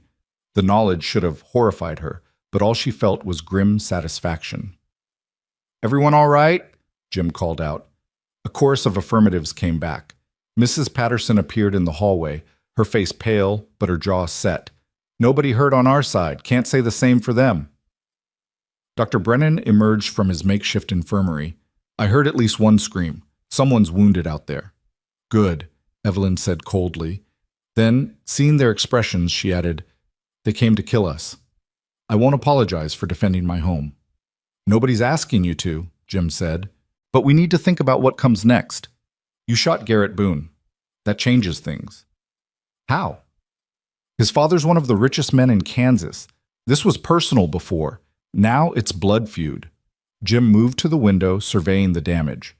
"They'll come back with more men, more guns, and they won't stop until either we're all dead or they are." The weight of that statement settled over the room like a shroud. Evelyn had known this fight would escalate, but hearing it stated so baldly made it real in a way it hadn't been before. "Then we need to make sure we're ready," she said quietly. "And we need to make sure the right people know what's happening here. If we're going to fight, it needs to be in the open where everyone can see it." "What are you thinking?" Dr. Brennan asked. Evelyn's mind was already working, seeing angles and possibilities. "We send word to the federal marshal in San Antonio. We document everything, the fires, the attacks, the murder Jonah witnessed. We make this public enough that the Boones can't make it disappear." "That could take days, maybe weeks." "Then we hold out that long. We make this ranch too costly to take, too public to destroy quietly." She looked around at her defenders, these people who'd chosen to stand with her. "Anyone who wants to leave, I understand. This is my fight, not yours." Nobody moved. Mrs. Patterson actually laughed. "Honey, we're past the point of backing out now. Those men shot at my house too. This is everyone's fight now." And so they prepared for war. The messenger rode out at first light, a young ranch hand from the Pritchard spread, who volunteered to make the 3-day journey to San Antonio. He carried a letter written in Evelyn's careful hand detailing everything: Edmund Tate's murder, Jonah's testimony, the fires, the attacks, Garrett Boone's assault on her property. It was evidence, documentation, the kind of paper trail that couldn't be easily buried or ignored. But 3 days was an eternity when men with guns wanted you dead. They fortified what they could. Jim's sons dug rifle pits at strategic points around the property, creating defensive positions with clear sight lines. Mrs. Patterson organized the house like a military hospital, establishing supply caches and escape routes. Dr. Brennan inventoried his medical supplies with the grim efficiency of a man who'd seen battlefield casualties before, and Evelyn drilled everyone on fields of fire, fallback positions, and what to do if the main house became untenable. Jonah watched all this with growing horror. On the second day after the shooting, he approached Evelyn while she was reinforcing the shutters on the south-facing windows. "This has to stop," he said without preamble. Evelyn didn't look up from her work. "What has to stop?" "All of this. The preparations for battle, He gestured helplessly at the transformed ranch. "You're turning your home into a war zone because of me. I'm protecting what's mine. There's a difference." "Is there?" Jonah's voice rose. "Because from where I'm standing, you're about to get people killed over a fight that isn't yours." Now Evelyn did look up, her eyes hard. You think this isn't my fight? They burned my pasture. They shot at my house. They tried to terrorize me off my own land. That makes it my fight, Jonah Reed, whether you like it or not. But it started because of me, because I'm here. And it continues because Garrett Boone and his father think they can do whatever they want to, whoever they want. That's not on you, that's on them. She returned to the shutters. Besides, you don't get to decide when I stop fighting. That's my choice to make. Jonah was quiet for a moment. Then, softer. What if I left? Just took the boys and moved on? Would they follow, or would they leave you alone? You think men like the Boones forget witnesses? You think they'd let you walk away just because you're not here anymore? Evelyn shook her head. They'd hunt you to the ends of the earth, and then they'd come back here anyway to make sure I couldn't testify about what they did to my property. Running doesn't end this. It just delays it. Then what does end it? Evelyn set down her hammer and looked at him directly. Standing our ground, making this so public, so documented, so witnessed by so many people that the Boones can't make it disappear, making the cost of victory higher than they're willing to pay. And if that doesn't work, if they're willing to pay any cost, then we make them pay it in blood and fire until they break. Her voice was iron. I'm not running, Jonah. Not from my own land. Not from men who think violence makes them right. If they want this ranch, they'll have to take it from my cold, dead hands. Jonah stared at her for a long moment. Then, incredibly, he smiled. Sarah said something similar once, when her father tried to forbid her from marrying me. Said he'd have to drag her kicking and screaming to stop her, and even then she'd find a way. What did he do? Gave in, realized he couldn't stop her any more than he could stop the sun from rising. Jonah's smile faded. But he also told me that stubborn women either change the world or break themselves trying. No middle ground. He sounds like he knew his daughter well. He did. And I think he'd recognize you as kin. Jonah picked up a hammer. So if you're staying and fighting, then I'm staying and fighting too. No more talk of me leaving. We see this through together. Evelyn felt something warm bloom in her chest, but she kept her voice steady. Together then. Now help me with these shutters before the Boones decide to pay us another visit. They worked in companionable silence, two people preparing for war with nothing but determination and the stubborn refusal to give up what was theirs. The attack came that night. Not with guns this time, but with fire. Real fire. Not the contained burns meant to send messages. This was a conflagration meant to consume everything. Evelyn woke to an orange glow so bright it turned night into hellish day. Someone had set the dried grass around the entire southern perimeter ablaze, creating a wall of flame that raced toward the ranch buildings with terrifying speed. The wind, which had been calm all day, now blew from the south like it had been summoned specifically for this purpose. Fire! The shout came from Daniel Pritchard's position. Everyone up! Fire on all sides! Evelyn was moving before she was fully awake, grabbing buckets and blankets, shouting orders. But even as she ran outside, she knew this fire was beyond their ability to stop. It was too big, too fast, fed by weeks of dry grass and summer heat. Forget the pastures, Jim Pritchard bellowed. Protect the buildings. Wet down everything. They worked with desperate efficiency, forming bucket chains from the well to the house and barn, dousing walls and roofs with precious water. The heat was intense, a physical force that drove them back even as they fought to hold their ground. Smoke filled the air, choking and blinding. Through the chaos, Evelyn saw riders on the far side of the flames, shadows moving deliberately, making sure the fire stayed contained to the ranch, making sure there was no escape route. They weren't trying to kill everyone directly. They were trying to burn them out, to destroy the ranch so completely that there'd be nothing left worth defending. The cattle! Mrs. Patterson screamed. They're trapped in the near pasture. Evelyn's heart sank. 6 head of cattle, panicked by the flames, running in circles in a paddock that would soon be engulfed. Losing them would be a financial blow she might never recover from, but going after them through that fire would be suicide. Jonah made the decision for her.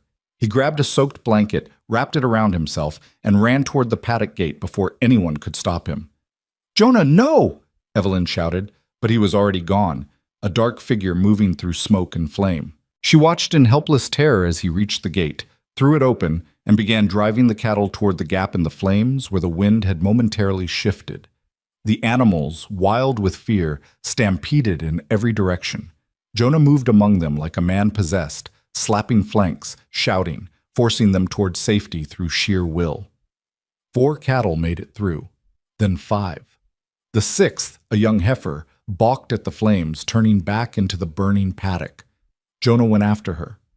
"Leave her!" Evelyn screamed, but her voice was lost in the roar of the fire.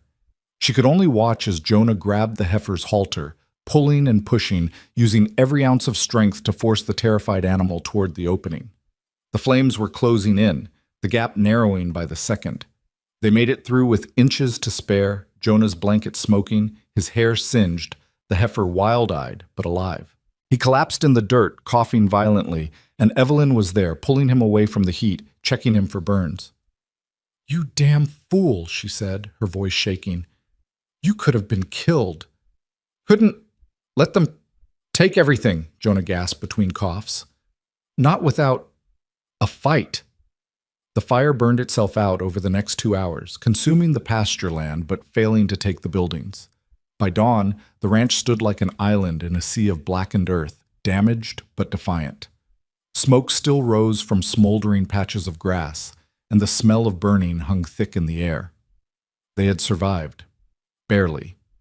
But the cost was brutal. Half the pasture land was destroyed. The fences were gone. The grass that fed the cattle was ash. Even if they survived the boons, Evelyn wasn't sure the ranch could survive this damage. As the sun rose over the devastation, Vernon Hart arrived with a wagon and a triumphant expression. He surveyed the scorched earth with barely concealed satisfaction. My, he said, climbing down. "Looks like those men you're harboring have brought you to ruin, Evelyn, just like I warned." Evelyn, covered in soot and exhausted beyond measure, gave him a look that could have cut glass. "What do you want, Vernon?" "I'm here with an offer, a generous offer, considering." He pulled out a folded document. "I'm willing to buy the ranch from you, not for what it was worth before all this trouble, of course, but enough to let you start over somewhere else, somewhere safe." "You want me to sell you my land?" "I want to save you from complete destruction. This ranch is finished, Evelyn. Even if you survive the boons, and that's a mighty big if, you'll never recover from this damage. You'll spend years trying to rebuild, only to fail anyway." Vernon's voice took on an oily sympathy. "Let me take this burden from you. Sell to me now, walk away with something, and put all this unpleasantness behind you." Evelyn looked at the offered document, then at Vernon's eager face, then at the scorched earth surrounding them. She thought about 3 years of fighting, of refusing to give up, of holding this land through drought and debt and death. She thought about Jonah and his boys sleeping in her house, about Mrs. Patterson and Jim Pritchard and all the others who'd stood with her. Then she took the document from Vernon's hand, tore it in half, and let the pieces fall to the blackened ground. "My answer is no. My answer will always be no. This is my land, Vernon, mine, and I will hold it until the day I die, and not you or the Boones or anyone else will take it from me." Vernon's face went purple with rage. "You're insane! You're going to get everyone who's helping you killed." "Then that's our choice to make. Now get off my property before I add you to the list of people who've threatened me." Vernon climbed back onto his wagon, his hands shaking with fury. "When you're dead and this ranch is in ashes, don't say I didn't warn you." He whipped his horses into motion, the wagon rattling away across the burned landscape. Evelyn watched him go, feeling nothing but a cold satisfaction. "That was either the bravest thing I've ever seen or the stupidest," Jim Pritchard said from behind her.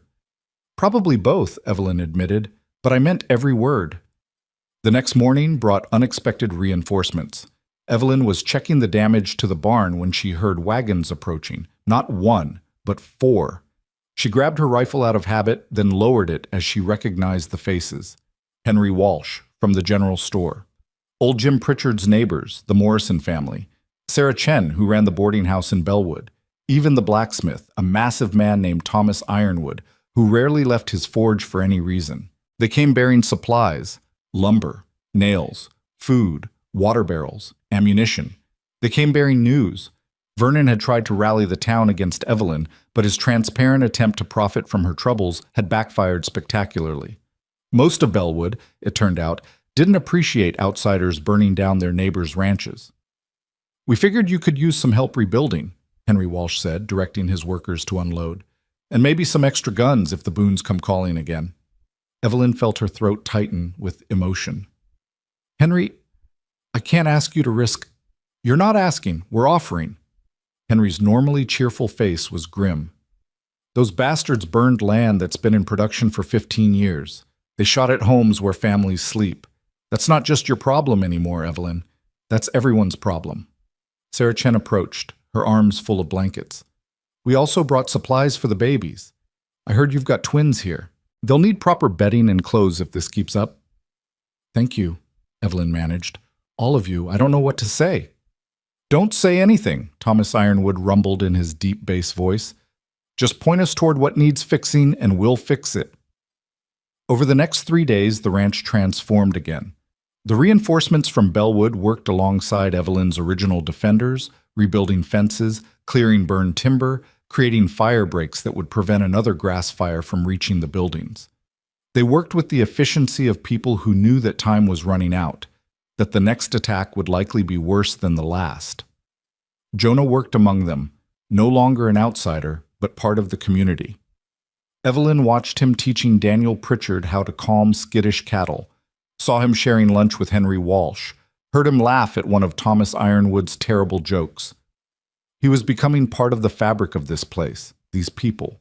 And his boys, those tiny twins who'd started all this with their father's desperate knock on her door, were being passed from arm to arm, cooed over by Mrs. Patterson, examined by Dr. Brennan, played with by Sarah Chen. They were no longer strangers' children. They were the ranch's children, protected by everyone who stood on this burned land. On the third night, as the work crews finished for the day and prepared to return to Bellwood, Evelyn called everyone together. They gathered in the yard, 24 people who'd chosen to stand against power and violence and greed. "I know what you're all risking," Evelyn began. "Your lives, your property, your futures. The Boones won't forget this. Even if we win, even if the marshal comes and arrests them, they have money and influence. They could make your lives difficult for years to come." "Let them try," Henry Walsh said. "We're not afraid of rich men throwing tantrums."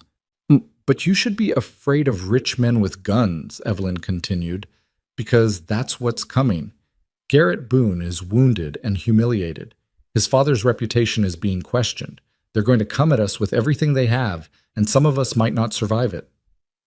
Silence fell over the group. Evelyn let it stretch, making sure everyone understood the stakes. "So I'm giving you all one last chance to walk away. No judgment, no shame. This is my fight, and I'll finish it with or without help, but I won't ask anyone to die for my stubbornness." For a long moment, nobody moved. Then Thomas Ironwood stepped forward. "Miss Hart, my grandfather was a slave. Worked a plantation in Georgia until the war freed him. He told me once that the only thing separating free men from slaves is the willingness to fight for what's yours, to stand up when powerful people try to push you down." The big man's voice was steady. "I see a woman fighting to keep her land. I see a father fighting to protect his children. I see people standing up to murderers and bullies. That's a fight worth joining, no matter the cost." One by one, the others nodded their agreement. Not a single person left. Evelyn felt tears prick her eyes, but refused to let them fall. "Then we stand together. And when the Boones come, and they will come, we show them what it means to fight people who have everything to lose and nothing to fear." The group dispersed to their various positions and tasks.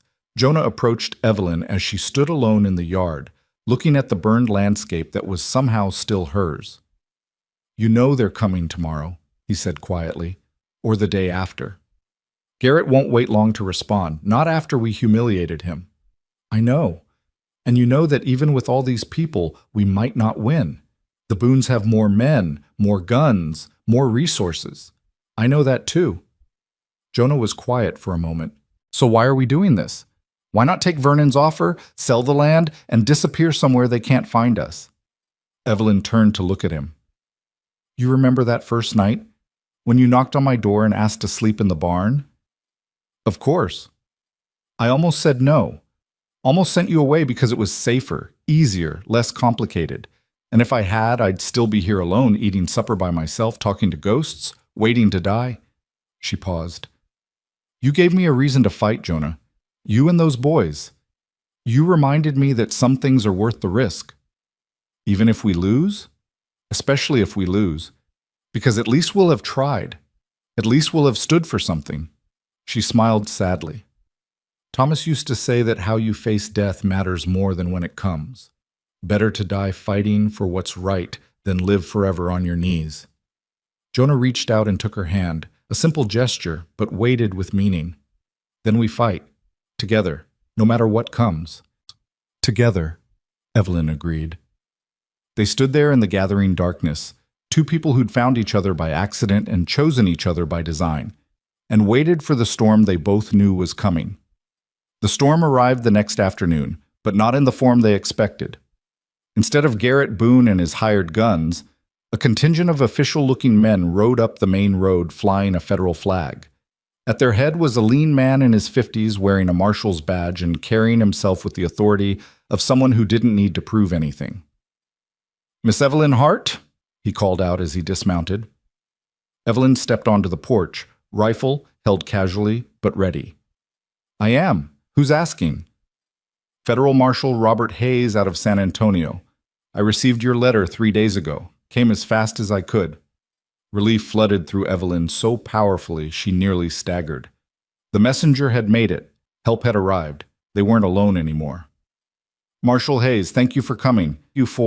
As you can see," she gestured at the burned pasture land. "Things have escalated since I sent that letter." Hayes surveyed the damage with a practiced eye. "So I see. You want to tell me what happened here?" Evelyn told him everything, from Jonah's first arrival to the fires to the shootings. Jonah corroborated her story, adding details about Edmund Tate's murder and the Boone's reach in Kansas. The other defenders added their own testimonies, creating a comprehensive picture of organized violence and intimidation. Hayes listened to it all without interruption, his expression growing darker by the minute. When they finished, he was quiet for a long moment. "This is a hell of a situation," he finally said. "The Boones have a lot of influence. Douglas Boone has friends in the Kansas territorial government, maybe even in Washington. Taking him on won't be easy." "But you can do it?" Evelyn pressed. "You can arrest them for what they've done?" "I can arrest Garrett Boone for the attacks on your property. I can investigate the murder of Edmund Tate based on Mr. Reed's testimony. Whether any of it sticks against Douglas Boone himself?" Hayes shook his head. "That'll depend on what evidence we can gather and whether a judge has the courage to hear the case." "So they might get away with it." "They might. Powerful men often do." Hayes met her eyes. "But having federal attention on them will make them a lot more careful. They can't afford to keep attacking you openly, not with a marshal watching. And if we can get Garrett Boone in custody, we can start building a case that might reach all the way to his father." It wasn't the guarantee Evelyn had hoped for, but it was something. It was the rule of law, imperfect and slow, but at least pointing in the right direction. "What do you need from us?" she asked. "Written statements from everyone who witnessed the attacks. Documentation of damages, any evidence you've gathered." Hayes gestured to his men. "I'm also leaving 2 deputies here temporarily, just in case the Boones try something while we're processing everything. They won't be enough to stop a full assault, but they should discourage casual violence." Over the next several hours, Hayes and his men took statements, photographed damage, and collected evidence. Evelyn watched it all with a mixture of hope and wariness. She'd spent 3 years learning that institutions could fail, that the law wasn't always just, that power often trumped righteousness. But she'd also learned that sometimes, just sometimes, standing up and demanding justice could make a difference. As the sun set, Marshal Hayes prepared to leave for Bellwood, where he planned to set up a temporary headquarters. Before mounting his horse, he approached Evelyn one last time. "I want you to understand something, Miss Hart. What you did here, standing against the Boones, gathering witnesses, documenting everything, that takes real courage. Most people would have run or surrendered. I'm just protecting what's mine. You're doing more than that. You're proving that ordinary people can stand up to power when they have the law on their side." Hayes tipped his hat. "I can't promise this ends the way you want. but I can promise I'll do everything in my authority to see justice done. That's all I'm asking for, Marshal. Justice. Hayes rode away with most of his men, leaving the two promised deputies behind. As darkness fell, Evelyn gathered her defenders once more. The Marshal's here, she told them. That changes things. The Boones can't attack us openly anymore without risking federal charges. This fight isn't over, but the worst of it might be behind us. The relief in the group was palpable. Mrs. Patterson actually laughed. Does this mean we can all go home and sleep in our own beds again? I think so, though I'd appreciate it if you stayed on alert just in case. One by one, the defenders from Bellwood prepared to leave, promising to return if needed, but clearly glad to be going home.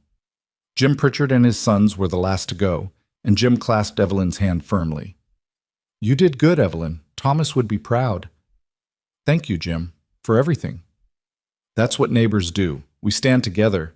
He glanced at Jonah, who stood nearby with the twins. You take care of her, you hear? She's tougher than she looks, but everyone needs someone watching their back. Jonah nodded. I intend to, sir. When everyone had gone and only the two federal deputies remained on patrol, Evelyn and Jonah stood together in the yard, looking at the ranch that had become a battlefield and somehow survived. It's really over, Jonah said, wonder in his voice. We made it. Maybe, Evelyn cautioned. The Boones still have influence. They might find ways to make trouble. But we're not alone anymore. We have the law on our side. We have witnesses. We have proof. Jonah turned to face her fully. For the first time since Edmund died, I don't feel like I'm running. I feel like I might actually have a chance. Evelyn smiled. We both do. A chance to rebuild, to recover, to actually live instead of just survive. What will you do with the ranch, I mean, once things settle down? Rebuild, replant, try to recover some of what was lost. She paused. And I could use help, if you're interested in staying on, that is. Permanent-like, not just until the job's done. Jonah's face transformed with emotion. You mean that? I mean it. You've more than earned a place here, Jonah Reed. You and those boys. If you want it. Want it? Jonah's voice was rough. Miss Hart, Evelyn, I can't think of anything I want more. A home, a future, a place where my sons can grow up safe. Then you've got it. All of it. Evelyn extended her hand. Partners? Jonah took it, his grip firm and warm. Partners. They shook on it there in the darkness. Two people who'd found each other through desperation and chosen each other through courage, and sealed a bond that would define the rest of their lives. Neither of them knew exactly what the future would bring. The legal battle with the Boones might drag on for years. The ranch would take time and money to rebuild. There would be challenges, setbacks, maybe even failures, but they would face it all together, on land they defended with blood and fire, surrounded by neighbors who'd stood beside them when it mattered most. And that, Evelyn thought as she looked at the stars emerging overhead, was worth every risk they'd taken. The 2 weeks that followed Marshal Hayes's arrival carried a strange quality, like the eerie calm that settles after a tornado has passed, but before anyone knows the full extent of the damage. The federal deputies remained on the property, their presence a deterrent against any overt violence. But everyone knew the Boones weren't finished. Men like that didn't simply accept defeat and walk away.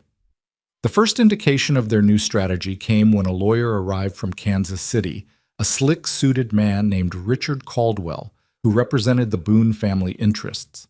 He came with documents, affidavits, and a story that painted Jonah Reed not as a witness to murder, but as a disgruntled son-in-law who'd tried to extort money from Edmund Tate, and when refused, had set the fatal fire himself before fleeing to Texas. Marshal Hayes listened to Caldwell's presentation with a stony expression, then dismissed him with a curt observation that convenient witnesses and purchase testimony wouldn't hold up under federal scrutiny. But the damage was done. Word spread through Bellwood, and beyond that, maybe things weren't as clear-cut as everyone thought. Maybe this Jonah Reed was actually a criminal. Maybe Evelyn Hart had been duped by a smooth-talking drifter with a sob story and 2 babies he probably stole. Vernon Hart, predictably, seized on this narrative with gleeful enthusiasm. He made the rounds in Bellwood, suggesting that Evelyn's judgment had been compromised, that she was being manipulated, that her stubborn defense of Reed only proved she wasn't fit to manage her own affairs, let alone a working ranch. Evelyn heard about it third hand from Henry Walsh, who rode out to warn her. They stood in her kitchen while Jonah fed the twins in the next room, speaking in low voices. "Vernon's filing another petition with the court," Henry said quietly. "Claims you're mentally unfit to hold the property. Says your association with Reed and the violence it's brought proves you're incapable of making sound decisions." Evelyn felt cold fury settle in her stomach. "On what grounds?" "Moral turpitude, reckless endangerment, harboring a fugitive." Henry's expression was apologetic. "He's got signatures from people in town. Not many, but enough to make the petition look legitimate." "Who signed it?" "Folks who are scared, mostly. The Boones have deep pockets, and word is they're offering to buy up property in the area at premium prices. Some people see an opportunity. Others are worried that standing against the Boones will make them targets too." Evelyn closed her eyes, fighting against the wave of exhaustion that threatened to overwhelm her. 3 years of fighting, and it never seemed to end. Every victory just revealed a new battlefield, a new way for people to try to take what was hers. "What do I do, Henry?" "You fight it in court, same as before. You get character witnesses. You document everything you've done to maintain and improve the ranch. You show that you're making sound decisions based on evidence, not emotion." He paused. "And you might want to think about whether having Jonah here is helping or hurting your case. You think I should send him away. I think you should consider whether his presence gives Vernon ammunition you can't afford to hand him." Henry's voice was gentle. "I'm not saying it's right, Evelyn. I'm saying it's practical." After Henry left, Evelyn sat at the kitchen table for a long time, her head in her hands. She heard Jonah moving in the other room, heard one of the twins babbling happily, heard the normal sounds of a house that was finally becoming a home. And she thought about what it would mean to send them away. She was still sitting there when Jonah appeared in the doorway, one twin on his hip. "Everything all right?" he asked.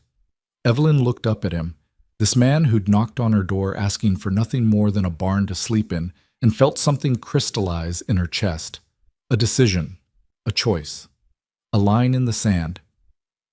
"Vernon's filing a petition to have me declared unfit to own the ranch," she said flatly. "He's using you as evidence that I'm making reckless decisions." Jonah's face went pale. "I'll leave. Tonight. I'll take the boys and—" "No," Evelyn interrupted. "You'll stay. We'll fight this together, same as we fought everything else." "But if I'm the reason—" "You're not the reason, Jonah.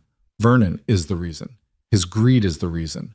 The Boone's violence is the reason. You're just a convenient excuse." She stood up, her jaw set. "I'm done letting fear dictate my choices. I'm done letting other people tell me what I should do with my own land, my own life, my own future. If Vernon wants to challenge me in court, fine. Let him.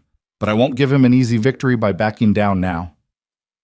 Jonah shifted the baby to his other hip, his expression torn. "You could lose everything." "I could. But I'd lose it fighting for something I believe in. For someone I believe in." Evelyn met his eyes directly. "Do you understand what I'm saying, Jonah?" Something shifted in his expression, vulnerability mixing with hope. "I think so. But maybe you should say it plain so there's no misunderstanding." Evelyn took a breath, steadying herself. "These past weeks, having you here, having the boys here, it's changed something for me. This ranch stopped being just a memorial to Thomas and became something alive again, became a home again, and I'm not willing to give that up no matter what Vernon or the Boones or anyone else threatens." "Evelyn, I'm not finished," she continued. "I know this is complicated. I know we've got legal battles ahead and rebuilding to do, and 100 practical reasons why this is probably a terrible idea, but I'm asking you to stay anyway. Not just as my employee, as my partner, in the ranch, in the fight, in whatever comes next." Jonah was quiet for a long moment, the baby in his arms watching his face with wide, curious eyes. Then he smiled, slow and genuine and full of warmth. "Sarah used to say that the best things in life are worth fighting for, even when the fight seems impossible, especially then." His voice was soft. "I'd be honored to stay, Evelyn, as your partner in all of it." They stood there in the kitchen, the morning light streaming through the windows, and sealed an agreement that was about much more than ranch management or legal defense. It was about choosing each other, deliberately and consciously, in the face of a world that seemed determined to keep them apart. The court hearing was set for 3 weeks later in Bellwood's small courthouse. In the meantime, Evelyn and Jonah worked to prepare their defense. Marshal Hayes, still investigating the Boone's activities, agreed to testify about the attacks on Evelyn's property. Dr. Brennan offered to speak to Evelyn's sound judgment and mental fitness. Jim Pritchard and several other neighbors signed affidavits supporting her, but Vernon had been busy too. He'd gathered his own witnesses, people willing to testify that Evelyn's behavior had become erratic, that she'd endangered the community by harboring a fugitive, that her judgment had been compromised by sentiment or worse. The tension in Bellwood built steadily as the hearing date approached. The town had split into factions, those who supported Evelyn and saw her as someone standing up to bullies, and those who supported Vernon and saw him as trying to save a woman from her own poor choices. 2 days before the hearing, Jonah received word that Marshal Hayes wanted to see him in Bellwood. Evelyn insisted on coming with him. They left the twins with Mrs. Patterson, who'd agreed to watch them for the day, and rode into town together. Hayes met them in his temporary office above the general store. His expression was grim. "I've got news," he said without preamble. "Some of it good, some not." "Let's hear it," Evelyn said. "The good news is we've arrested Garrett Boone. Picked him up in Kansas 3 days ago. He's facing federal charges for the attacks on your property, plus murder charges for Edmund Tate." Jonah's breath caught. "He confessed?" "Not exactly, but we found evidence, witnesses who saw him in the area the night of the fire, a handkerchief with his initials that was found near the burned workshop, financial records showing he'd been paying off local officials." Hayes leaned back in his chair. "It's not airtight, but it's enough to bring him to trial. A real trial, with a federal judge, not someone in the Boone's pocket." "And the bad news?" Evelyn asked, though she already suspected. "Douglas Boone has announced he's coming to Texas personally. Says he wants to address the malicious lies being spread about his family." Hayes' expression darkened. "He's bringing lawyers, money, and political pressure. He's going to fight this with everything he has." "Let him come," Evelyn said coldly. "We're not backing down." "There's more," Hayes continued. "Douglas Boone has filed a civil suit against you for defamation and for harboring his son's attacker. He's claiming that your accusations have damaged his business interests and his family's reputation." Jonah stood up abruptly. "That's insane. We're telling the truth." "Truth is a defense in defamation cases, but you have to prove it. And proving it means going through a trial that could take months, cost thousands of dollars, and destroy your reputation even if you win." Hayes looked at them both seriously. "This is what powerful men do when they can't win through violence. They bury you in legal proceedings until you can't afford to keep fighting." Evelyn felt the weight of it settle on her shoulders. She'd fought so hard, come so far, and now faced the prospect of being destroyed not by bullets or fire, but by paperwork and lawyers. "What are our options?" she asked quietly. "You could settle. Agree to stop making public accusations about the Boones in exchange for them dropping the suit and leaving you alone. Which means Garrett gets away with murder." "Not necessarily. The federal case proceeds regardless of what you do, but without your public support, without your testimony about the attacks on your property, it becomes harder to prove the broader pattern of intimidation and violence." Hayes sighed. "It's your choice, Miss Hart. You can keep fighting and risk losing everything. Or you can step back, protect yourself, and let the federal government handle the Boones." Evelyn looked at Jonah, who met her eyes with understanding. They'd made a promise to each other to stand together, to see this through. But that promise was made when they thought winning was possible. Now, facing the full weight of the Boones' resources and influence, victory seemed impossibly distant. "Can we have some time to think about it?" Jonah asked. Hayes nodded. "You've got until the hearing day after tomorrow. After that, things get a lot more complicated." They left the marshal's office and walked through Bellwood in silence. The town felt different now, charged with tension and suspicion. People watched them pass, some with sympathy, others with judgment. Vernon's campaign had done its work well. They were almost to the wagon when they passed the small church at the edge of town. On impulse, Evelyn turned toward it. The door was unlocked, the interior cool and quiet. They sat in one of the back pews, neither speaking. Finally, Jonah broke the silence. "What are you thinking?" "I'm thinking about what Thomas would do. He always said that sometimes the bravest thing you can do is know when to stop fighting, when to accept that you've done what you can and walk away with your head held high." "Is that what you want to do? Walk away?" Evelyn was quiet for a long time. "Part of me does. The part that's tired of fighting, tired of being afraid, tired of watching everything I've built be threatened over and over again." She paused. "But there's another part of me that can't stomach the idea of letting the Boones win, of letting them get away with murder and intimidation just because they have more money and power." "What does that part want?" "To fight, to stand up and say that this isn't right, that power doesn't make something just, that ordinary people deserve protection from men like Douglas Boone." She turned to look at him. "But it's not just my fight anymore, is it? It's yours too, and the twins. If I keep fighting and we lose, I don't just lose the ranch. You lose any chance at a stable home for your boys." Jonah reached over and took her hand, his touch gentle but firm. "Sarah used to say that home isn't a place. It's people who stand with you when things get hard, who choose you even when choosing you costs them something." He squeezed her hand. "Wherever you go, whatever you decide, that's where home is for me and the boys. So don't make this decision based on what you think I need. Make it based on what you can live with." Evelyn felt tears prick her eyes. "What if I can't live with either choice? What if fighting means losing everything, but giving up means losing myself?"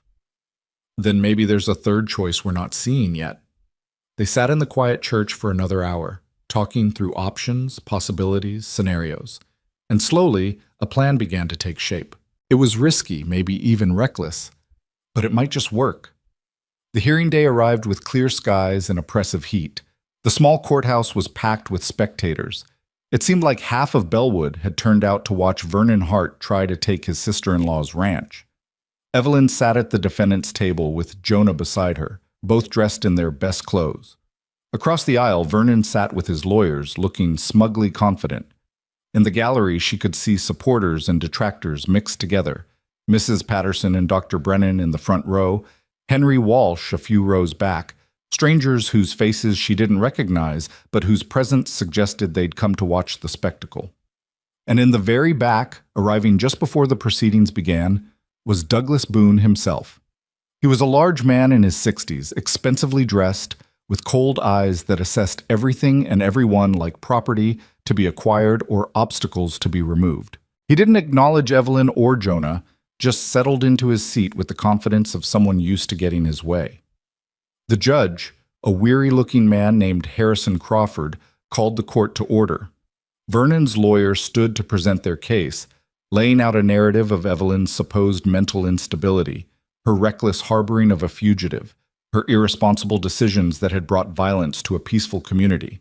The testimony was damning. Vernon himself took the stand, painting a picture of a woman consumed by grief and making increasingly erratic choices. Several townspeople testified to the danger the ranch had become, the fires, the shootings, the federal marshals. Everything was technically true, but presented in a way that made Evelyn look unstable rather than besieged. When it was Evelyn's turn to present her defense, her lawyer, a young man from San Antonio who was working mostly for goodwill rather than payment, called Marshall Hayes to the stand. Hayes testified clearly and powerfully about the attacks on Evelyn's property, about the evidence linking the Boones to those attacks, about Jonah's credible testimony regarding Edmund Tate's murder. He made it clear that Evelyn wasn't inviting trouble. She was being targeted for doing the right thing. Then Dr. Brennan testified to Evelyn's sound mind and judgment, her years of successfully managing the ranch, her responsible behavior throughout the crisis. But it was when Jonah took the stand that the real story finally came out. Evelyn's lawyer questioned him about Edmund Tate's murder, about what he'd witnessed, about why he'd run. Jonah answered everything honestly, his voice steady despite the hostile stares from Douglas Boone in the back of the courtroom. Then Vernon's lawyer stood for cross-examination, ready to tear Jonah apart. But before he could ask his first question, Jonah pulled out a folded document from his jacket. "I have something the court should see," he said clearly. The judge frowned. "What is it?" "It's a letter, written by Edmund Tate, 2 days before he died. He gave it to me for safekeeping, told me to open it if anything happened to him. Jonah's hands trembled slightly as he unfolded the pages. I didn't open it until last week because I was afraid of what it meant, afraid of making things worse. But I think it's time the truth came out. Vernon's lawyer objected, but the judge overruled him, curious. Jonah began to read. The letter was Edmund Tate's confession and testimony, written in his own hand. It detailed months of pressure from Douglas Boone to sell his land, escalating from offers to threats to outright intimidation. It named names, provided dates, described meetings, and most damning of all, it included a signed affidavit stating that if anything happened to him, the court should investigate Douglas Boone and his son Garrett for murder. The courtroom erupted. Douglas Boone stood up, his face purple with rage, shouting that it was a forgery, a lie, a desperate attempt to slander his good name. But the judge called for order and demanded to examine the letter. He looked at it for a long time, then called for a handwriting expert to verify its authenticity. The expert, who happened to be in Bellwood for unrelated business, examined the letter and confirmed it was indeed Edmund Tate's handwriting, complete with his distinctive signature and seal. The judge looked at Douglas Boone. "Mr. Boone, I think you need to speak with Marshal Hayes immediately." What followed was chaos. Douglas Boone tried to leave the courthouse, but Hayes's deputies blocked the doors. Within minutes, Boone was in custody, the hearing forgotten in the face of this new evidence. Vernon's petition was dismissed almost as an afterthought, the judge noting dryly that a woman who'd successfully defended her property against murderous criminals was clearly mentally competent. As the courtroom cleared, Evelyn turned to Jonah. "You had that letter this whole time?" "I found it a week ago, hidden in the twins' carrier where Edmund must have put it the night before he died. I didn't tell you because I wasn't sure if I should use it, if it would just make things worse." Jonah looked exhausted but relieved. "But when I heard Vernon's lawyer tearing you apart for helping me, I realized I couldn't let that stand, not when I had the power to end this." Evelyn pulled him into a fierce hug, not caring who saw. "You did the right thing." Outside the courthouse, they found a crowd waiting. Marshal Hayes stood on the steps, making an announcement.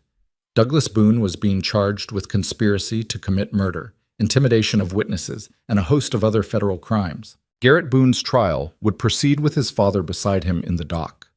The reign of terror was over. The crowd's reaction was mixed. Some cheered, others looked worried about what this meant for the region's stability. But Evelyn only cared about the people who mattered. Mrs. Patterson was crying happy tears. Dr. Brennan was shaking Jonah's hand. Jim Pritchard was telling anyone who'd listened that he'd known from the start that Evelyn Hart was innocent. Vernon Hart slipped away without a word, his dreams of acquiring the ranch shattered for good. That evening, back at the ranch, Evelyn and Jonah sat on the porch while the twins played on a blanket between them. The sun was setting over the burned pastures, painting everything gold and orange. "What happens now?" Jonah asked. "Now we rebuild. The pastures will recover. Grass always comes back after a fire, stronger than before. We'll replant, repair the fences, get the cattle back to proper grazing." Evelyn smiled. "It'll take time, but we've got time now. The Boones won't be bothering us anymore." "And us?" Jonah's voice was careful. "What happens with us?" Evelyn reached over and took his hand. "I meant what I said about being partners. In all of it. The ranch, the work, the life we're building here. Even knowing it won't be easy, that people will talk, that Vernon will probably keep causing trouble, that we've got years of hard work ahead. Especially knowing that," Evelyn squeezed his hand, "I've spent 3 years alone, Jonah. 3 years of eating supper by myself and talking to ghosts. I'm done with that. I want noise and chaos and those boys tracking mud through my clean kitchen. I want arguments about crop rotation and debates about whether to expand the herd. I want a life that's messy and complicated and real." Jonah smiled, that slow, genuine smile that transformed his face. "Sarah would have liked you. She always said I needed someone who could keep me honest. And Thomas would have liked you. He always said I needed someone who wasn't afraid of hard work or stubborn women." They sat in comfortable silence, watching the twins discover their own toes with absolute fascination. Somewhere in the distance, one of the cattle lowed. A bird called from the barn's reconstructed roof. The ranch was alive again, breathing with possibility. "We should probably talk about the practical things," Jonah said eventually, "like where I'm sleeping now that we're partners." Evelyn felt heat rise in her cheeks. "Well, the room off the kitchen is yours for as long as you want it." Or, she trailed off, suddenly feeling like a nervous girl again. Or? Or we could start courting, properly. Do things right. Give the town something to talk about besides violence and court cases. Jonah's smile widened. Courting. I like the sound of that. Though I should warn you, I'm a terrible dancer. I remember you saying that. Something about not wanting to look stupid. And Sarah said we'd learn together so neither of us would look stupid. Jonah's voice was soft with memory. I think she'd approve of us learning together again, building something new while honoring what we lost. I think so too. As the stars began to emerge overhead, Evelyn felt something she hadn't felt in years. Hope. Real hope. Not the desperate kind that keeps you moving when you want to quit, but the genuine kind that makes you excited for tomorrow. The ranch had survived fire and violence. She had survived grief and loneliness. Together, they'd survived powerful men who thought they could take whatever they wanted. And now, finally, they could start living instead of just surviving. The twins, as if sensing the shift in atmosphere, both began fussing at the same time. Evelyn and Jonah moved in perfect synchronization, each scooping up a baby, rocking and soothing with the practiced ease of people who'd learned to work as a team. "You know," Evelyn said, bouncing little Caleb gently, "I never thought I'd have children. Spent years accepting that it just wasn't meant to be." "And now you've got two," Jonah pointed out. "Instant family. Instant chaos, more like." But her smile was genuine. "Though I wouldn't change it for anything." The babies settled, content in their arms. Evelyn looked at Jonah over their small heads and saw her future reflected in his eyes. It wouldn't be easy. There would be hard years ahead, struggles with drought and debt and all the challenges that came with ranching in Texas. There would be gossip from people who didn't approve, legal complications to navigate, memories of Thomas and Sarah that would sometimes ache. But they would face it all together, on land they'd defended with blood and courage, surrounded by neighbors who'd proven their worth when it mattered most. "You know what Thomas used to say?" Evelyn asked softly. "What?" "Home isn't the land you inherit. It's the land you fight for, the people you choose, the life you build from scratch even when everyone says it's impossible." She looked around at the ranch, damaged but standing, broken but healing. "I think we've built something worth keeping." "I think so too." Years later, when people asked Evelyn Hart about that summer, about the fires and the violence and the stand against the Boones, she would tell them the story simply. A man knocked on her door asking for shelter. She said yes. And that single choice changed everything. But what she rarely mentioned, what she kept close to her heart like a secret treasure, was the moment she opened that door and saw Jonah Reed holding his infant sons. The moment she made her choice, not out of kindness, but out of recognition. Seeing in his exhausted face her own fight for survival, her own refusal to surrender, her own stubborn determination to protect what was hers. That moment hadn't just changed her life. It had saved it. And now, sitting on her porch with a man she'd chosen and children she'd claimed and land she'd defended, Evelyn finally understood what Thomas had been trying to tell her all those years ago. Home wasn't something you inherited from the past. It was something you chose to build every single day, with courage and stubbornness and love. And this ranch, this family, this life they were creating together, this was home. The twins fell asleep in their arms as the stars wheeled overhead. Tomorrow would bring new challenges, new work, new battles to fight. But tonight, they had peace. They had each other. And that was more than enough. In the distance, a coyote called out to the Texas night. The sound that had once seemed lonely now felt like a benediction, a wild blessing on all who had the courage to stand their ground and fight for what they loved. Evelyn Hart had started with nothing but 60 acres and determination. Now she had a partner, 2 sons, a community that had proven its loyalty, and a future that stretched out before her like the endless Texas sky. She had held the line. She had stood her ground. And in doing so, she had discovered what it truly meant to be home.